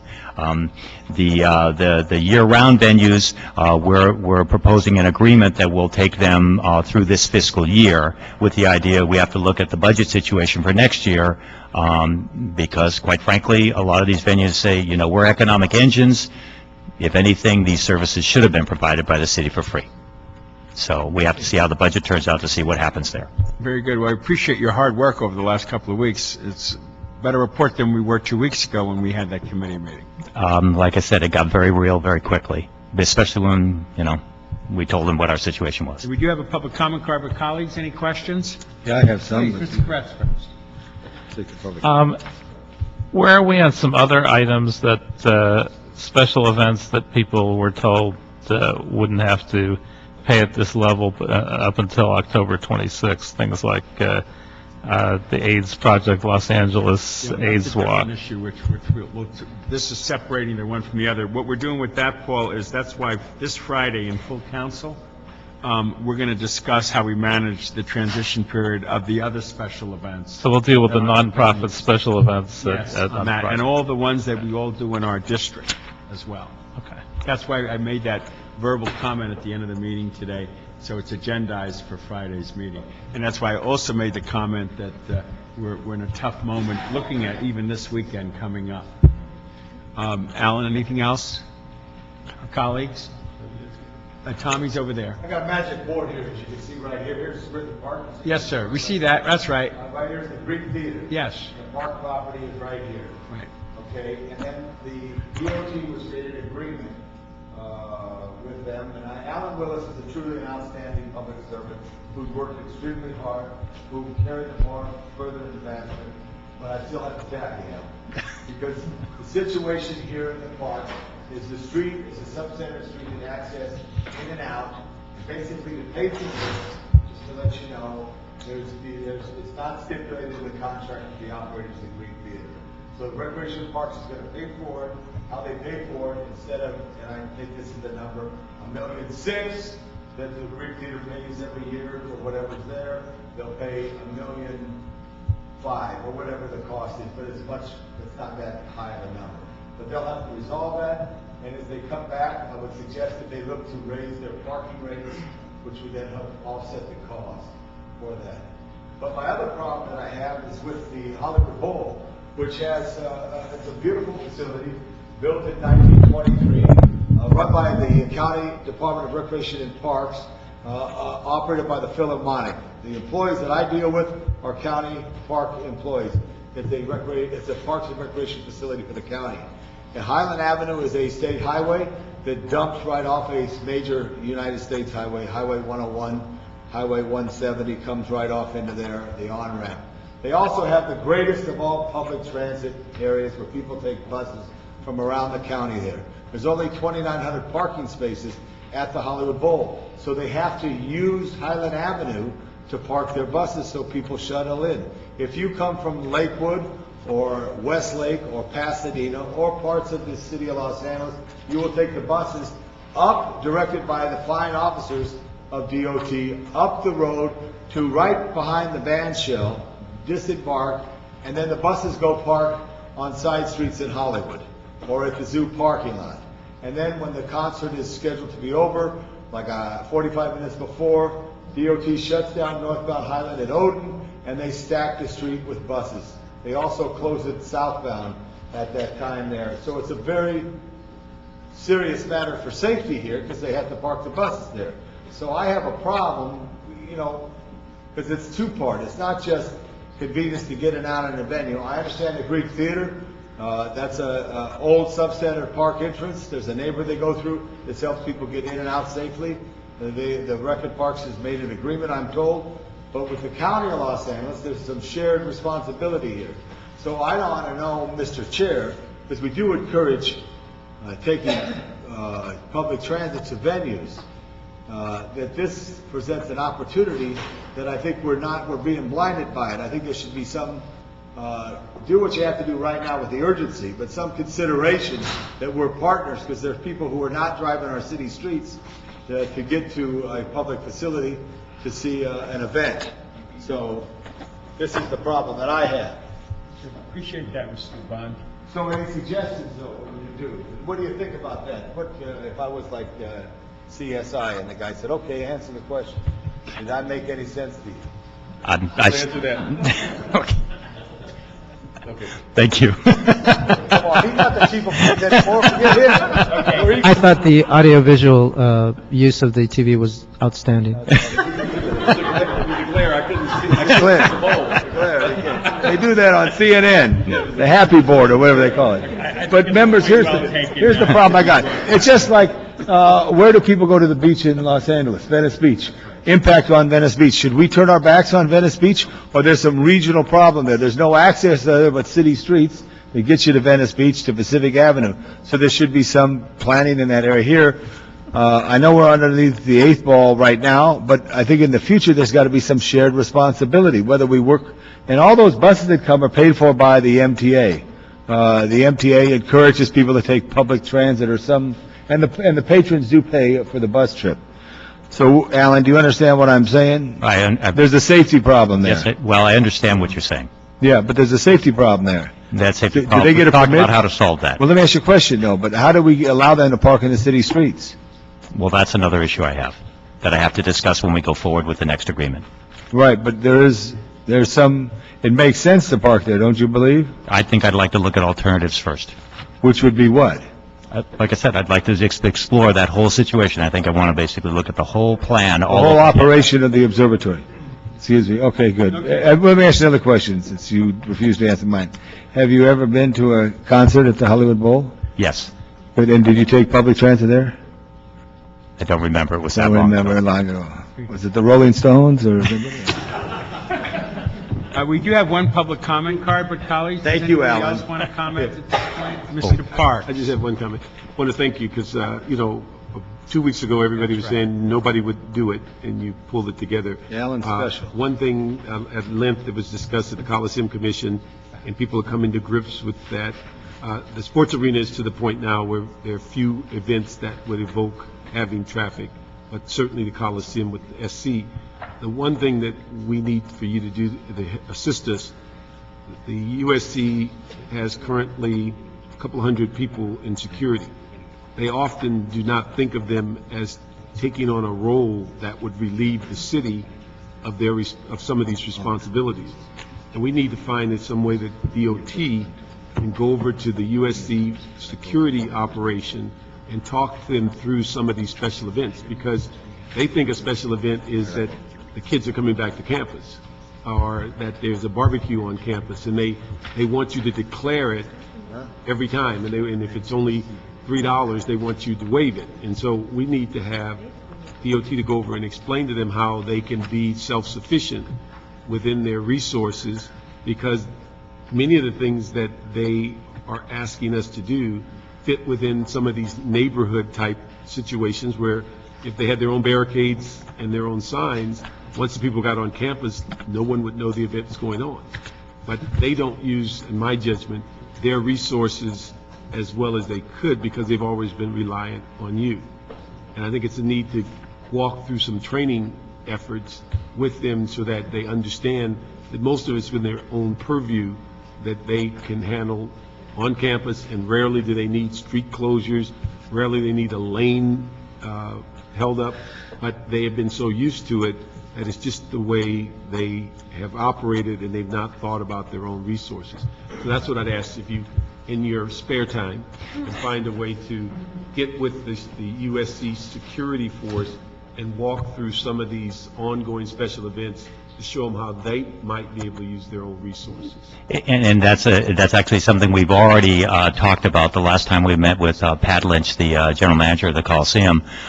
He gathered all the information about our hourly rates and what our deployment schedule was, and talked about the campus security officers, where they are peace officers, taking a more active role, because part of what we were looking at is a lot of, over the years, we've sort of expanded our deployment, but a lot of what we were expanding it to was basically assisting people getting in and out of USC garages. And so we said they could do that, and we said, you know, the next meeting we're going to have with the Coliseum, we'll actually have the USC people there. Be good. But the thing is, we have to make sure that when Pat's talking about the security taking over, in most instances, he's talking about the state police that surround the museums. But the SC people you rarely see at the games doing any functional work, but they really create a good deal of workload for DOT in and around their campus on an ongoing basis when it's not games. Right. So that's what we need, that kind of discussion, not just game related. Right. But their everyday stuff. I mean, because we could give you, and you already have them, a stack of special events that just come in droves, particularly around when semester starts, semester's over, graduations. It just comes in like clockwork, and most of them they can handle themselves. Right. Appreciate A that. quick question. What prevents a private citizen from doing traffic control in the street? It's against the law. The only people authorized to step in the street and control traffic in an intersection are a DOT traffic officer or a peace officer. Or a peace officer. Or a peace officer. So, Bernard, the security at USC, are they post? If I remember correctly, they have an MOU with LAPD, or they did. He had an MOU with LAPD. That's my understanding. And they act as peace officers while on their property, I believe that was, if I remember correctly. You know when the last time we arrested anybody for directing traffic? Hours of arrest. Yeah, I think we did. You know when the last time we arrested anybody for? I know the last time we tried to have them arrested. When? The Staples Center comes to mind. So who was it? Just somebody? The parking attendants. The parking attendants there. Okay, good. And lastly, what is your hourly rate for a parking officer? $40.92. $40.92. Thank That's you. the overtime rate. Thank you. They had a relation, I think it's arrest powers. I don't think they have peace officer powers. Okay. It's happened recently. Okay, well, we can still work with that and see what we can do. You want to say anything? Okay. All right, Arnold Sachs, public comment on this. Don't get up yet, Alan. Thanks, Alan. Now we're going to have, look at all this. Thank you. Good afternoon, Arnold Sachs. I heard mention of the Memorial Coliseum and the sports arena, but I heard no mention of the Galen Center. And if you don't put it down, does that mean it's skipped? Because I also heard somebody mention that it was a year and a half that they've been talking about this policy of paying and not being reimbursed, and with the budget crisis the city's been going through, how you could skip over this. And then I just heard that the only people allowed to direct traffic are traffic control officers and peace officers. So what happens if the venues say, we don't need this many traffic control officers, but we need more police officers, because police officers work these events? And they say, well, we don't have to pay for the traffic officers, but we have to pay for the traffic officers, but we don't have to pay for the police officers. Now, they're not being reimbursed for the police officers who work the events. So if the police officers take on the role of traffic enforcement, then they're getting a double whammy. So unless you go ahead and say, we not only need to be reimbursed for our traffic officers, but we need to be reimbursed for our police officers. You can have this huge hole, because they can say, well, don't give us as many traffic officers, give us more police officers. And will they turn them down? Will the police department turn down a request from the Dodgers for more police? Will Staples Center make a request for more police, and the police department say, no, we can't do that, we're bound by this contract, we only give this many? Is that feasible? I mean, if they turn around and trade pennies for dollars, then it's going to cost the city more. So you need to be able to take care of both of those, otherwise you're leaving the public hanging again. Thank you very much again, Mr. Sachs, for that.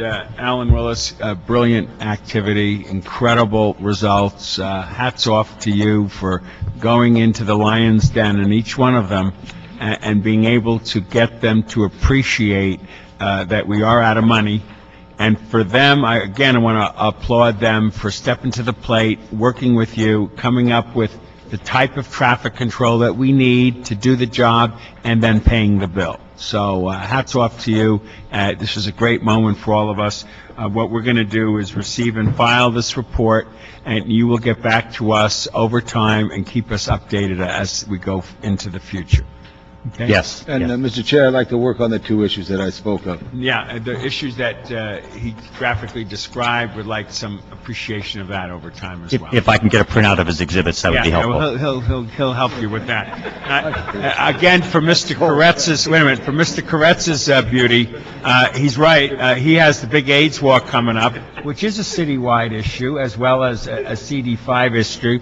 We have run out of money for special events, and so when we talk about it on Friday, how are we going to deal with this overtime account that has been exhausted when it comes to these events? In addition, we also have the usually attended by about 80,000 people, Sherman Oaks Street Festival at the same time. So between those two items, we have over 100,000 people that we need to deal with. Yeah, and that issue obviously has to be addressed by the council, but we made it clear today on the council that we're broke when it comes to overtimes for special events, so we have to find other strategies that work.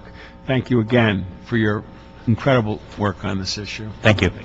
So we will receive and file this issue. Now, there's one quick one before we have a whole bunch of folks on Measure R, and I want to let you know that on Measure R that you're all going to comment about. We're going to continue the item after this discussion today, and we're going to report back to the committee on November the 18th. And the reason we're going to do that, you'll understand when you get the report, that it's not completely together for obvious reasons that they'll explain to you about Measure R in terms of the direction of where it goes. But this can be a very healthy discussion on where we are with Measure R, what we know, and then the report back to the committee will happen on the 18th. So all of your thoughts and opinions will be taken into consideration. But could I please ask for special item, agenda item number 1, and get that quickly resolved so staff could leave on that one? Yeah, that's a Public comment cards or anything. CAO report relative to the proposed contract amendment with Integrated Systems Research Corporation for the automated vehicle locator system maintenance. Okay. Good afternoon. Quickly tell us what this is about. This is the CAO report recommends approval of Angela Bruman, CAO, recommends approval of the department's request to execute the 7th contract amendment with Integrated Systems Research Corporation to continue the maintenance of the department's current automatic vehicle locator system.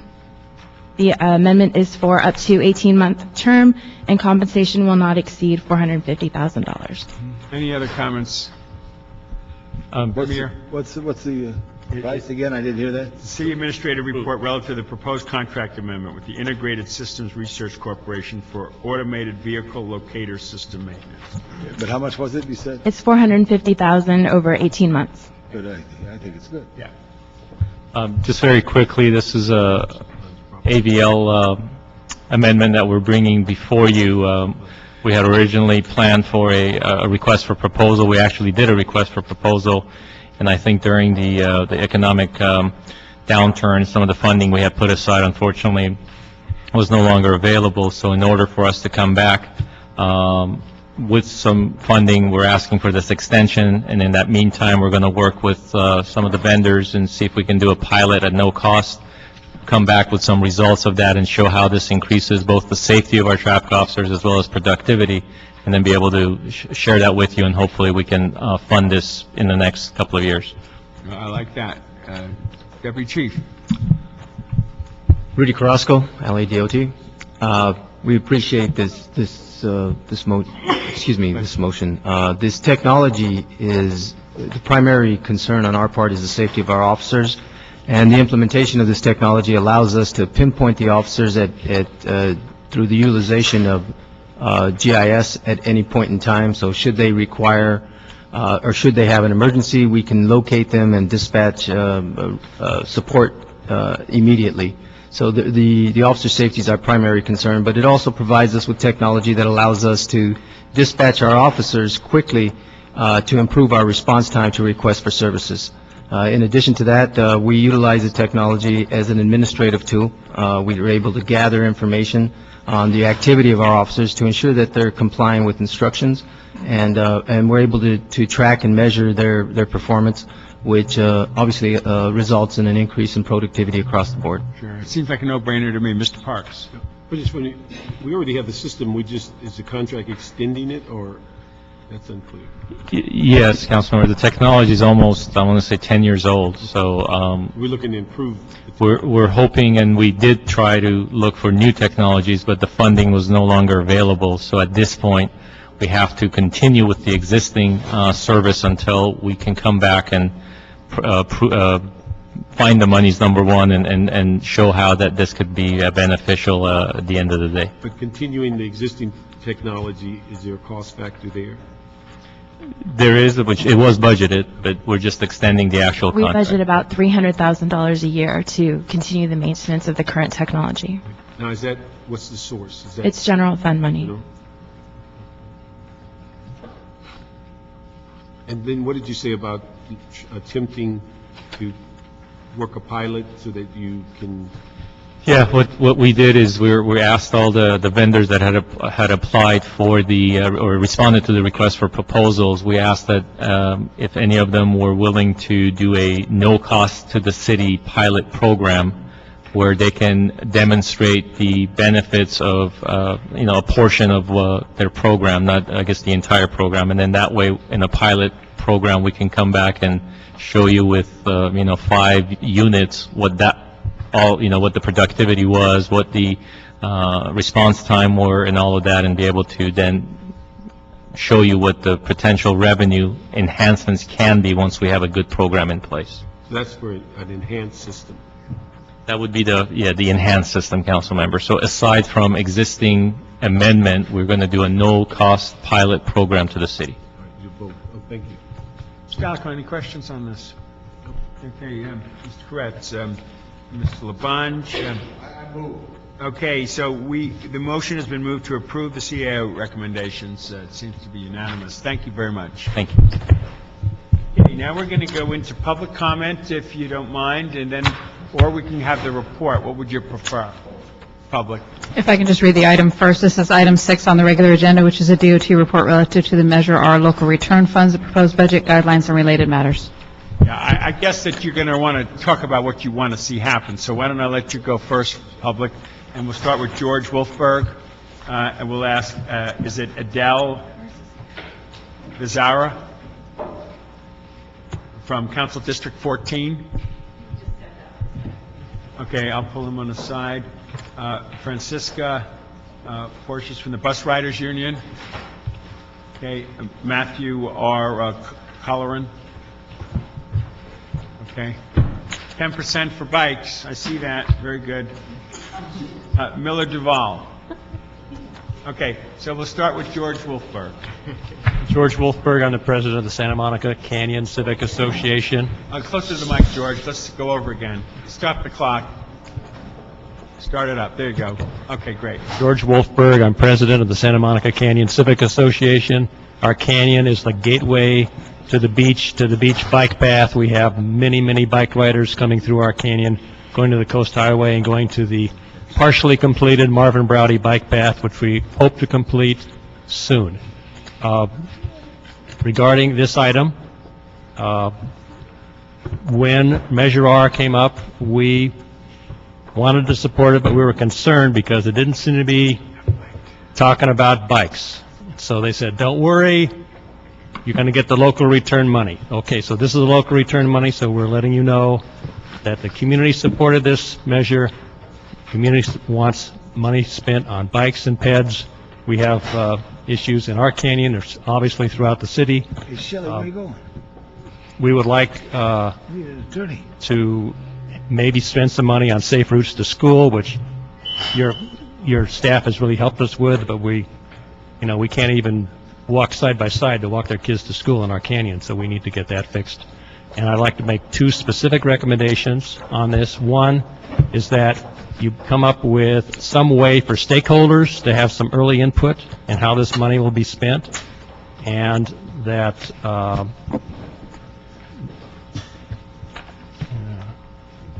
and I guess my other comment was that I support alternative C. Alternative C? Yes. Okay. Thank you, George, for that.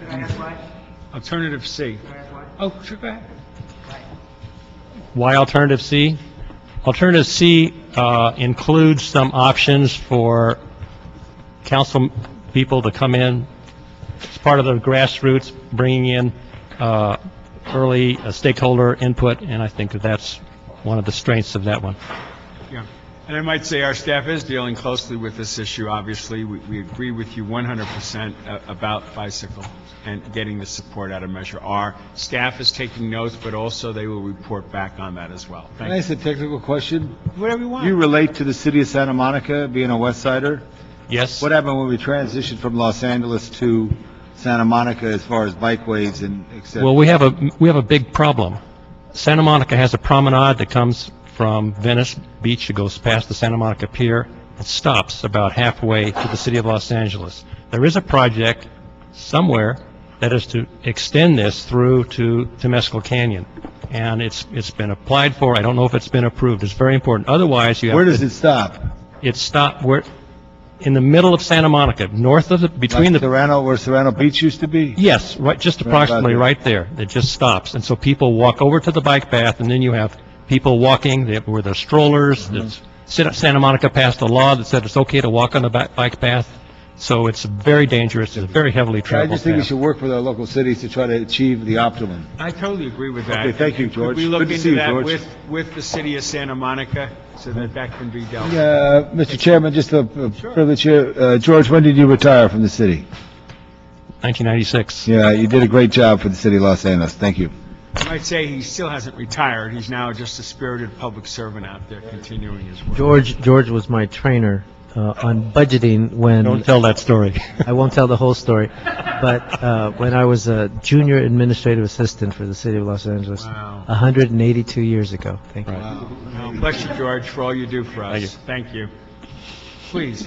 Hello, my name is Francisca Porchas, and I'm with the Bus Riders Union. I'm just here to voice my support for the 10% set aside for bikes and peds. I think it's great. I encourage, obviously, the councils and the transportation committees' ongoing support of this. I think that funds will definitely be used for either the bike plan, pedestrian needs of the community, for bicycle-friendly streets, the LA River Bike Path, the Bologna Creek Bike Path. There's plenty of projects, and I think that we need to start. This is just a small sort of down payment. 10% sounds like a lot.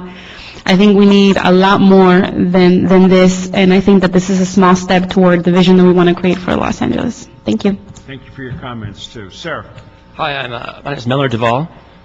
I'm an inveterate bike rider, unrepentant bike rider. It's my sole means of transportation here. I have a kind of a diverse group of friends. I like to consider, myself a pretty popular guy. And no matter what they do, no matter how they get around, it seems like nearly all of them would like to ride a bike in here in Los Angeles, either to work or for fun, but they're all afraid to, basically. And my point, quite simply, is that there is a large and invisible ridership out there. Maybe you don't see them, in their funny pants and silly helmets and what have you, riding around every day, but they're out there. And I think if you build it, they will come. So I think spending 10% of the Measure R money for transportation projects for bikes and peds will be money very well spent. That's all I have to say. Were you Miller Duvall, did you say? Yeah, that's me. Okay. All right, and one of the bike members made a little action. It's not silly when they wear that. They feel that's really part of their correction, but fine, appreciate your comments. The CD14 rep, are you here? He just submitted a letter for the record. Oh, Waddell? Yeah, I don't think he wanted to speak, but they did submit a letter. Okay, thank you so much. All right, Matthew Colleran? He had to go. Okay. Joe Linton, come on up, Joe. Tom Johnson, come on up, Tom. Ian Besler, okay. And one more, Dorothy Lee. Oh, great, okay. Okay, Joe Linton from Cyclists Inciting Change Through Live Exchange called Cycle. I just want to say in support of the 10%, which will be $10 million over 10 years. I would say that that's only 2/3 of what the city of Long Beach is spending next year on bikes. They're up to $15 million on bikes for a city 1/8 of the size of Los Angeles. So this is a tiny down payment, and frankly, LA should be ashamed that it places bikes at such a low priority overall. Thank you. Yeah, look, we're going to make it a priority, and I certainly want to have safe routes done within a year by our city that we all can figure out how to get around. I'd like to get on a bike myself, but it's a little too dangerous for an old man like me. Oh, Bill, come on. You can do it. I'm an old man, and I do it. No, I'm serious. I mean, I want a safer route so I can not worry about all of that. Thank you, Tom. Good afternoon, gentlemen. My name is Tom Johnson. I'm with the Long Beach Bicycle Association, and I can second what Joe just said. And in Long Beach, we're much thinner and healthier than you guys in L.A. Also, I want to say, when often I travel in L.A., I take the blue line to the red line, then I get on my bike and I do my errands in L.A. And every time I go into a store or a shop or a place where I'm a photographer, I go to Sammy's, they always ask me, boy, I would like to ride a bike if there was more access for bicycles. So I really strongly urge the council, the DOT, to support 10% for bike and peds. Thank you. Thank you very much for that, Mr. Johnson. Hello, committee members. My name is Ian Bessler. I am a resident of the Arts District, and I just want to repeat all the sentiments that have been said so far. My wife and I just moved here from Chicago about a month ago. I was active in Chicago on the Active Transit Alliance there, the Bike Coalition, Mayor Daley's Bicycle Ambassador Program, and needless to say, or I feel it's needless to say, I've been rather underwhelmed with Los Angeles's bike and pedestrian advocacy, so I just want to support this 10%. And I actually have the exact same experiences that have been described so far, in that every single day I leave my building on my bicycle, I get so many comments from other people in my building, other people in the neighborhood. I'd love to ride a bike. I wish I could ride a bike. Oh, I'm going to do that one day. And I think this move could really bring that a step forward. Thank you so much. Thank you so much. Dorothy? Hi, I just want to say I wish this item was earlier. Oh, sorry, Dorothy from Los Angeles County Bicycle Coalition. I wish this item was a little earlier because we had about 4 people leave, and because they had to ride their bikes back home, and a couple people came from really far away, and it would have been nice for them to speak. But I am very encouraged by this 10% that's in the draft already, and I really hope that this moves forward. It is a really great step in the right direction. I'm really pleased, and I really hope that we continue and make this 10% into 20%, into 30%, into 50%, because we need, into 100%. We need a lot more for the city of LA, and I really hope that this is a small change and it will manifest itself into a transformed city. Thank you. Thank you very much. Jason Lee, Sonia Sendak, Damian Newton, and Arnold Sachs. Okay. My name is Jason Lee. I'm cyclist, pedestrian, and resident of Los Angeles. Just want to voice my support for having 10% set aside for bicyclists and pedestrians.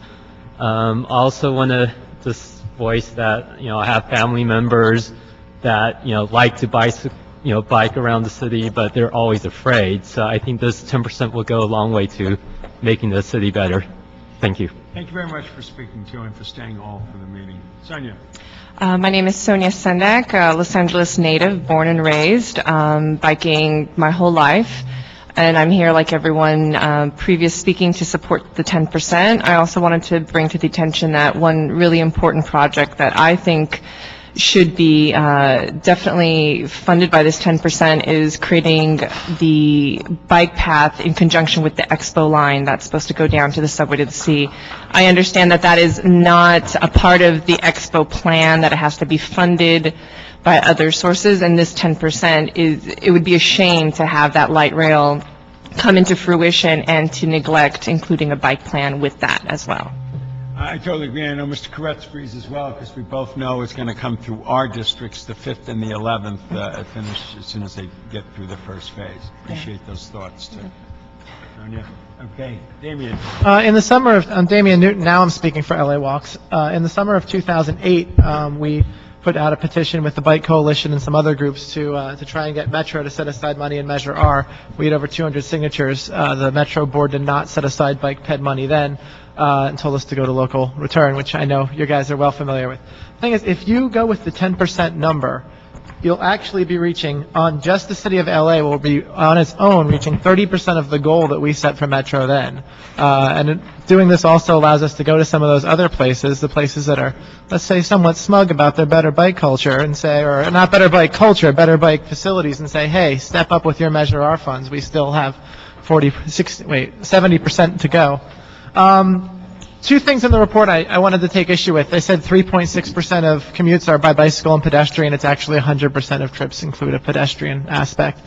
Someone that drives downtown, parks in that parking lot on the west side of the building and crosses the street has a pedestrian component as they cross a very busy 4-lane street to get here. And the last thing is, my mom's 2 years older than Councilman Rosendahl and started biking last year. Good, that encourages me. Thank you so much for that. Arnold Sachs, going once, going twice. Arnold Sachs has left for the day. Staff, come on up and give us a quick update. I know we'll have a final report back on the 18th.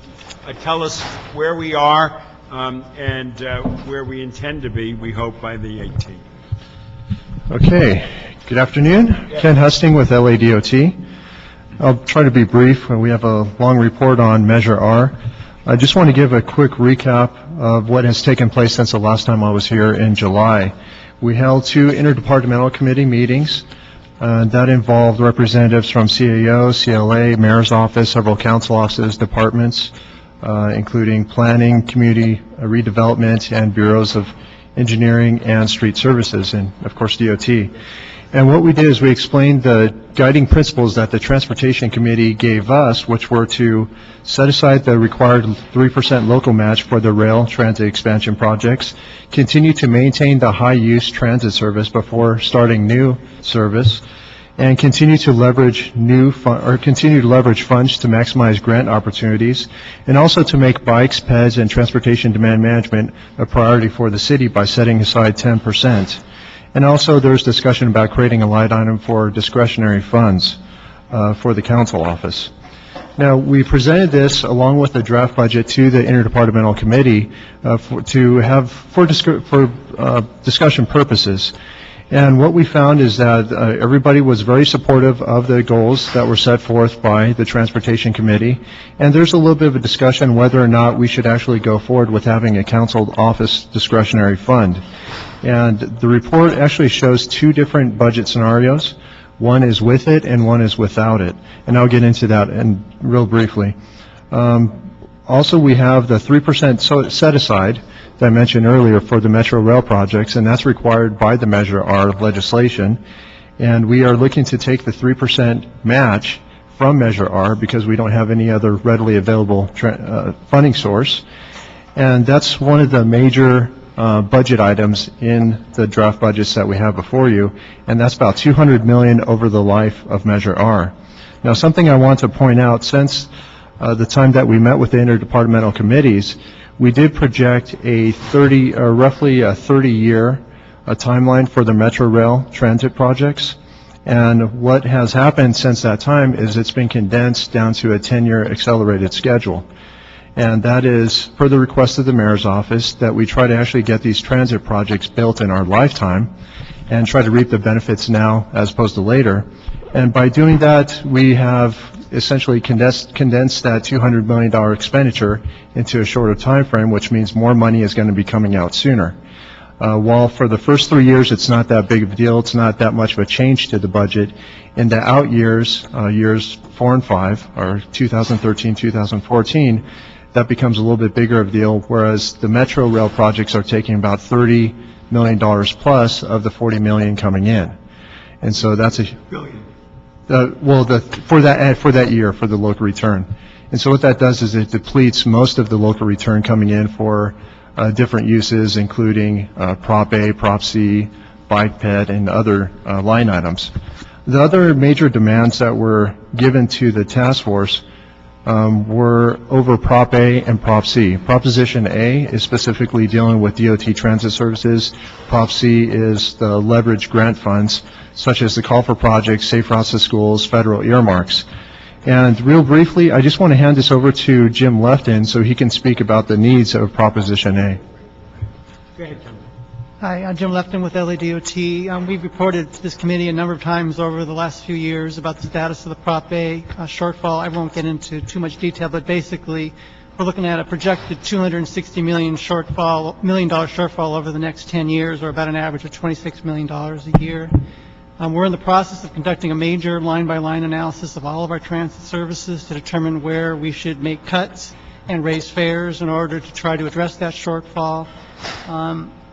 We've already had one set of briefings with your offices, and we'll have another one with some draft recommendations, hopefully in the next few weeks. But needless to say, $26 million a year is a lot of transit service that is going to go way beyond just cutting poor performing services. So there is a need for Measure R to help mitigate those cuts. We're going to have to cut regardless whether we get Measure R or not. There just isn't enough Measure R to prevent the need for cuts. But getting Measure R to help supplement Prop A will help reduce the severity of the cuts and mitigate the impacts on our riders. Basically, that's it in a nutshell. Let me say this about that. The issues you guys brought up, we did it rather quickly. Obviously, next time we meet on this issue, I want you to flesh them out and explain exactly what that would mean in cutting various services throughout the area so we can have a robust discussion on it. I also want to say, for the record, I was in Washington on October the 12th, which was Monday, and met with White House a gentleman by the name of David Agnew, where I outlined what Measure R means to L.A. County and what it could mean to our new president. I suggested some stimulus money come back to complement our Measure R money to kickstart all of our projects over the next 10 years. I also relayed to him the mayor's comments at Mobility 21, where he talked about all of that. And we also talked about the infrastructure bank, which is a piece of legislation that hasn't happened yet, that could also kickstart and move forward projects over a 10-year period. The White House fellow was extremely excited about it, appreciated the fact that we're not Democrats, Republicans, liberals, or conservatives. This is practical meat and potatoes for transportation infrastructure. And the most important part, which he got, was the incredible voter turnout for Measure R, that we now have a commitment of $30 to $40 billion over the next 30 to 40 years. And if the federal government, if this president throws stimulus money, there will be shovel-ready projects and tens of thousands of jobs that will also be coming out of this. So hopefully with the Access LA and with all of our delegations that go to Washington, we can hammer this point. And I mean from the left to the right and the congressional delegation. We have some 27 members of the House. You can have, Inland Empire folks and the East Side folks, West Side, Valley, and South Side, all in agreement that we need to have more federal monies now. So that we can jumpstart all these projects. There was tremendous enthusiasm. I expect the president to be aware of this over time, and I expect us to get both stimulus money as well as they'll get this infrastructure bank in place, which would also help fund us. But we need that kind of support from Washington. We cannot cut back on service that we presently have if it's valuable service with good ridership and is mass transit oriented. So what I'd like to do, we've said we're going to come back on November 18th, but when you come back on the 18th, prior to that, get the report out so we can blast it all over the place. People can get a chance to digest it, and we can ask more thorough questions. Sounds good to me. Okay, I think Mr. Parks has some questions. Yeah. You know, the one thing I'd hope as we go through this is that this money just doesn't fall in a hole and we look up in a couple of years and say we're in deficit again. Okay. And I would hope that we figure out some quick return projects that the average everyday citizen sees: stoplights, stop signs, synchronized issues, speed bumps, where you know, when it's overused, the shovel-ready, but short-term projects that can be done.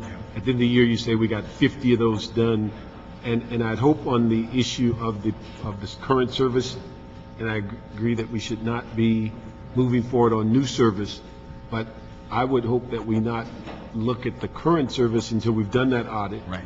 That we seriously, as you know, we've looked at your reports before, and nobody wants to get rid of a line, but we seriously get rid of non-performing lines, and we seriously look at rate increases, because what are we at, a quarter or something, or 50 cents? Yeah, just a quarter, yes. Yeah. We will be looking at doing both of those. And then before we even talk about investing any of this money, I think we got to stabilize what we're currently doing, but I'd hate to see any of this Measure R money going into that process before we've cleaned up what is currently there.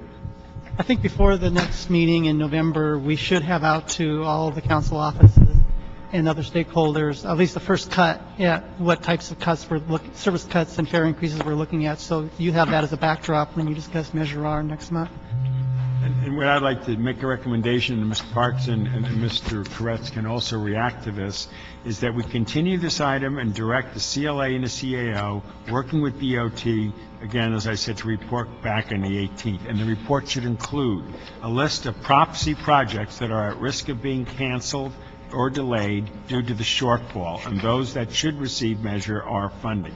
Delete the council discretionary line item and make a recommendation on how to reprogram this money. 3, reduces the available Measure of R fundings by $2.7 million to reflect in the 2009-10 budget allocations to the Bureau of Street Services for the construction of additional sidewalk access ramps and bus pads. And 4, delete the operational improvement line item and make a recommendation on how to reprogram this money. And lastly, develop specific guidelines on how new transportation projects will become eligible to receive Measure R funding. And if we have that clarity, we can get more appreciation of where we're going on this. John? Yeah, Councilman Rosendahl, Councilman Parks indicated that we probably need, John Fisher, Assistant General Manager. Councilman Parks mentioned the need to have some projects that are ready to go, shovel-ready. He mentioned a variety of things, whether they're synchronized signals or speed humps or whatever. One of the items we had in the operational improvements was to replace many of our overhead signs that have structural components that no longer meet seismic codes or wind load codes. And the operational improvements would be one way of replacing those so that they don't fall down in a large wind. The overhead sign structures are about 50 years old, so I think we do need a mechanism to protect the infrastructure that we have out there, and the operational improvements would be one way of doing it, as well as addressing some of the things that Councilman Parks mentioned. I appreciate that. We should. I think we talked about it before. The infrastructure is important, but again, that's stuff people can see daily. And again, everybody applauds at the ribbon cutting of the expo line going online, except it only affects those that ride it, and that's what 15 to 20,000 people a day. But the rest of the world trying to get through traffic, trying to get through traffic signals and left turn signals, those things are the ones that everybody sees routinely. So I think we do have to pay attention to the infrastructure. And when we go through all of this stuff, and I haven't figured out, we're going to do a motion of some type. I'm trying to figure out how to word it. But one of the things I think as we move through this, we still have to keep in mind where we're spending current funds. I think just as we talked on the projects that came from Caltrans recently, that we did a call for projects, if we don't keep in mind where safety loop money is being spent, where call for projects, MTA money is being spent, we have a tendency to pick projects in certain areas and not see the overlaying effect of keep putting the projects in the same area. And then one of the areas we pay no attention to is when we have areas of the city have a very large multi-million-dollar pot of money called traffic mitigation funds from their development that kind of sit there idly while we're spending Prop A, Prop C, and all the other money in the districts that have all this money. And so I think we have to look at this traffic money in a more spread out way and take into account all of those funds and where we spent them before we start plugging them in the next generation of funds. And I agree, and I think, though, that's why we needed to keep a category in there of operational improvements, which is only about 4% of all the funds that we're talking about.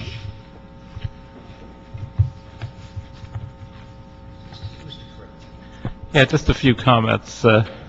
First of all, I appreciate all the comments by the bike riders, and I'm very supportive. I like riding a bicycle myself. I've done things that have been a little crazy, like the California AIDS ride, which is over 500 miles in a week.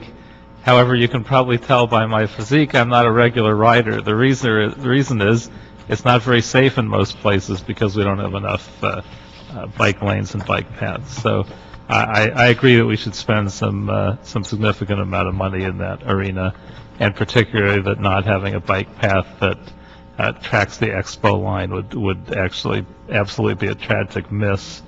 I agree with what Councilmember Parks said about looking at our non-performing lines, about increasing fares on the dash bus. If they're still 25 cents, they certainly could be 50, and I don't think they'd lose much ridership. The one thing I'm not sure of, I also agreed with Councilmember Parks on the idea that we want to do some of the small visible projects, the speed humps and the stop signs and the signals, and I think some of that would be likely to come out of the money that currently is set aside for the council budgets. I had a conversation with the department staff today where they first suggested that to me. My first blush was we're so short on money in all these funds that we should get rid of it.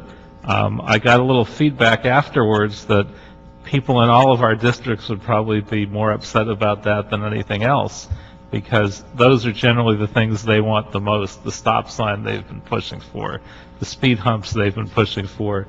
It gives us the flexibility to put our finger on the pulse of each of our communities and put forward the projects that are most needed among the small projects that otherwise might get missed, particularly because we're so short on overall funding. So I'm not sure if I'm ready to go with that piece yet. Everything else that our illustrious chair has suggested, I think are good ideas, and think we should go in that direction. I'd like us to be able to keep open that one piece of it. In fact, that's a report back on that and what that would mean to do it. It would not be to do it here now. But also, I want to make sure that the local match requirement of the $73 million commitment over the next few years, if we're going to be asking to invest that kind of money, we need Metro, okay, to come back to the table to explain why they believe these are projects the transit system are most need of. Metro's involvement with us, so if we could have them come on the report back. Ms. Scratch, you're right, because the little things is what we spend a lot of energy on. The people in the community do pulsate through these projects. Before your time, I found some money, $11 million in development funds to do left-hand turn signals, synchronizing lights and widening. That meant more to my constituents than curb cuts and so on than anything else I can imagine. Any other comments, folks, at this point? Okay. Well, Mr. Chairman, I'm sorry. Yeah. I had to step out on some personal business, but the two questions I had were relative to the 10% dedication for bicycling. There was a category that was described in that 10% that I was not completely familiar with. It was actually 10% for bicycle pedestrian improvements, and transportation demand management. In other words, Now, ride the sharing. transportation demand management is very broad. Yes, it is. Does it include things other than bicycling and pedestrian improvements? It does. It can Why are encourage we- people why to are- carpool. I thought the direction of this committee was that all the money be for bicycles or pedestrians. And we can. The category that we listed here is more of our alternative modes of transportation, which TDM Then does. Can we say that TDM only for bicycles, or? Well, we should just make it then bicycle and pedestrian and delete TDM. Do I have to make a motion to that effect? Just I mean, telling me if- I think it was clear that the committee wanted to dedicate 10% for bicycles and pedestrians, and the TDM category has programs that are not pedestrian or bicycling related, and I wanted to ensure that pedestrian bicycling projects are the only ones that get TDM money out of this 10%. Consider it deleted. Pardon me? Consider it deleted.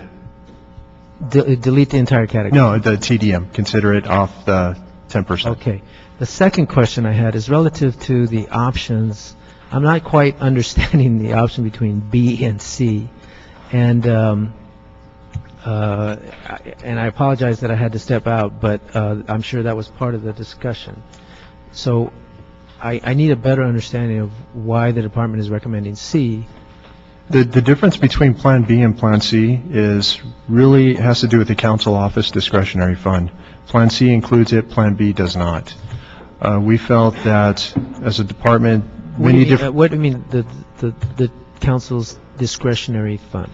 In other words, we're looking at least in Plan C, 1.5 million per year for the council offices while money is available, to be divided up among the 15 council districts. So each council office would get $100,000 to help address whatever project or constituent services that they feel is a priority.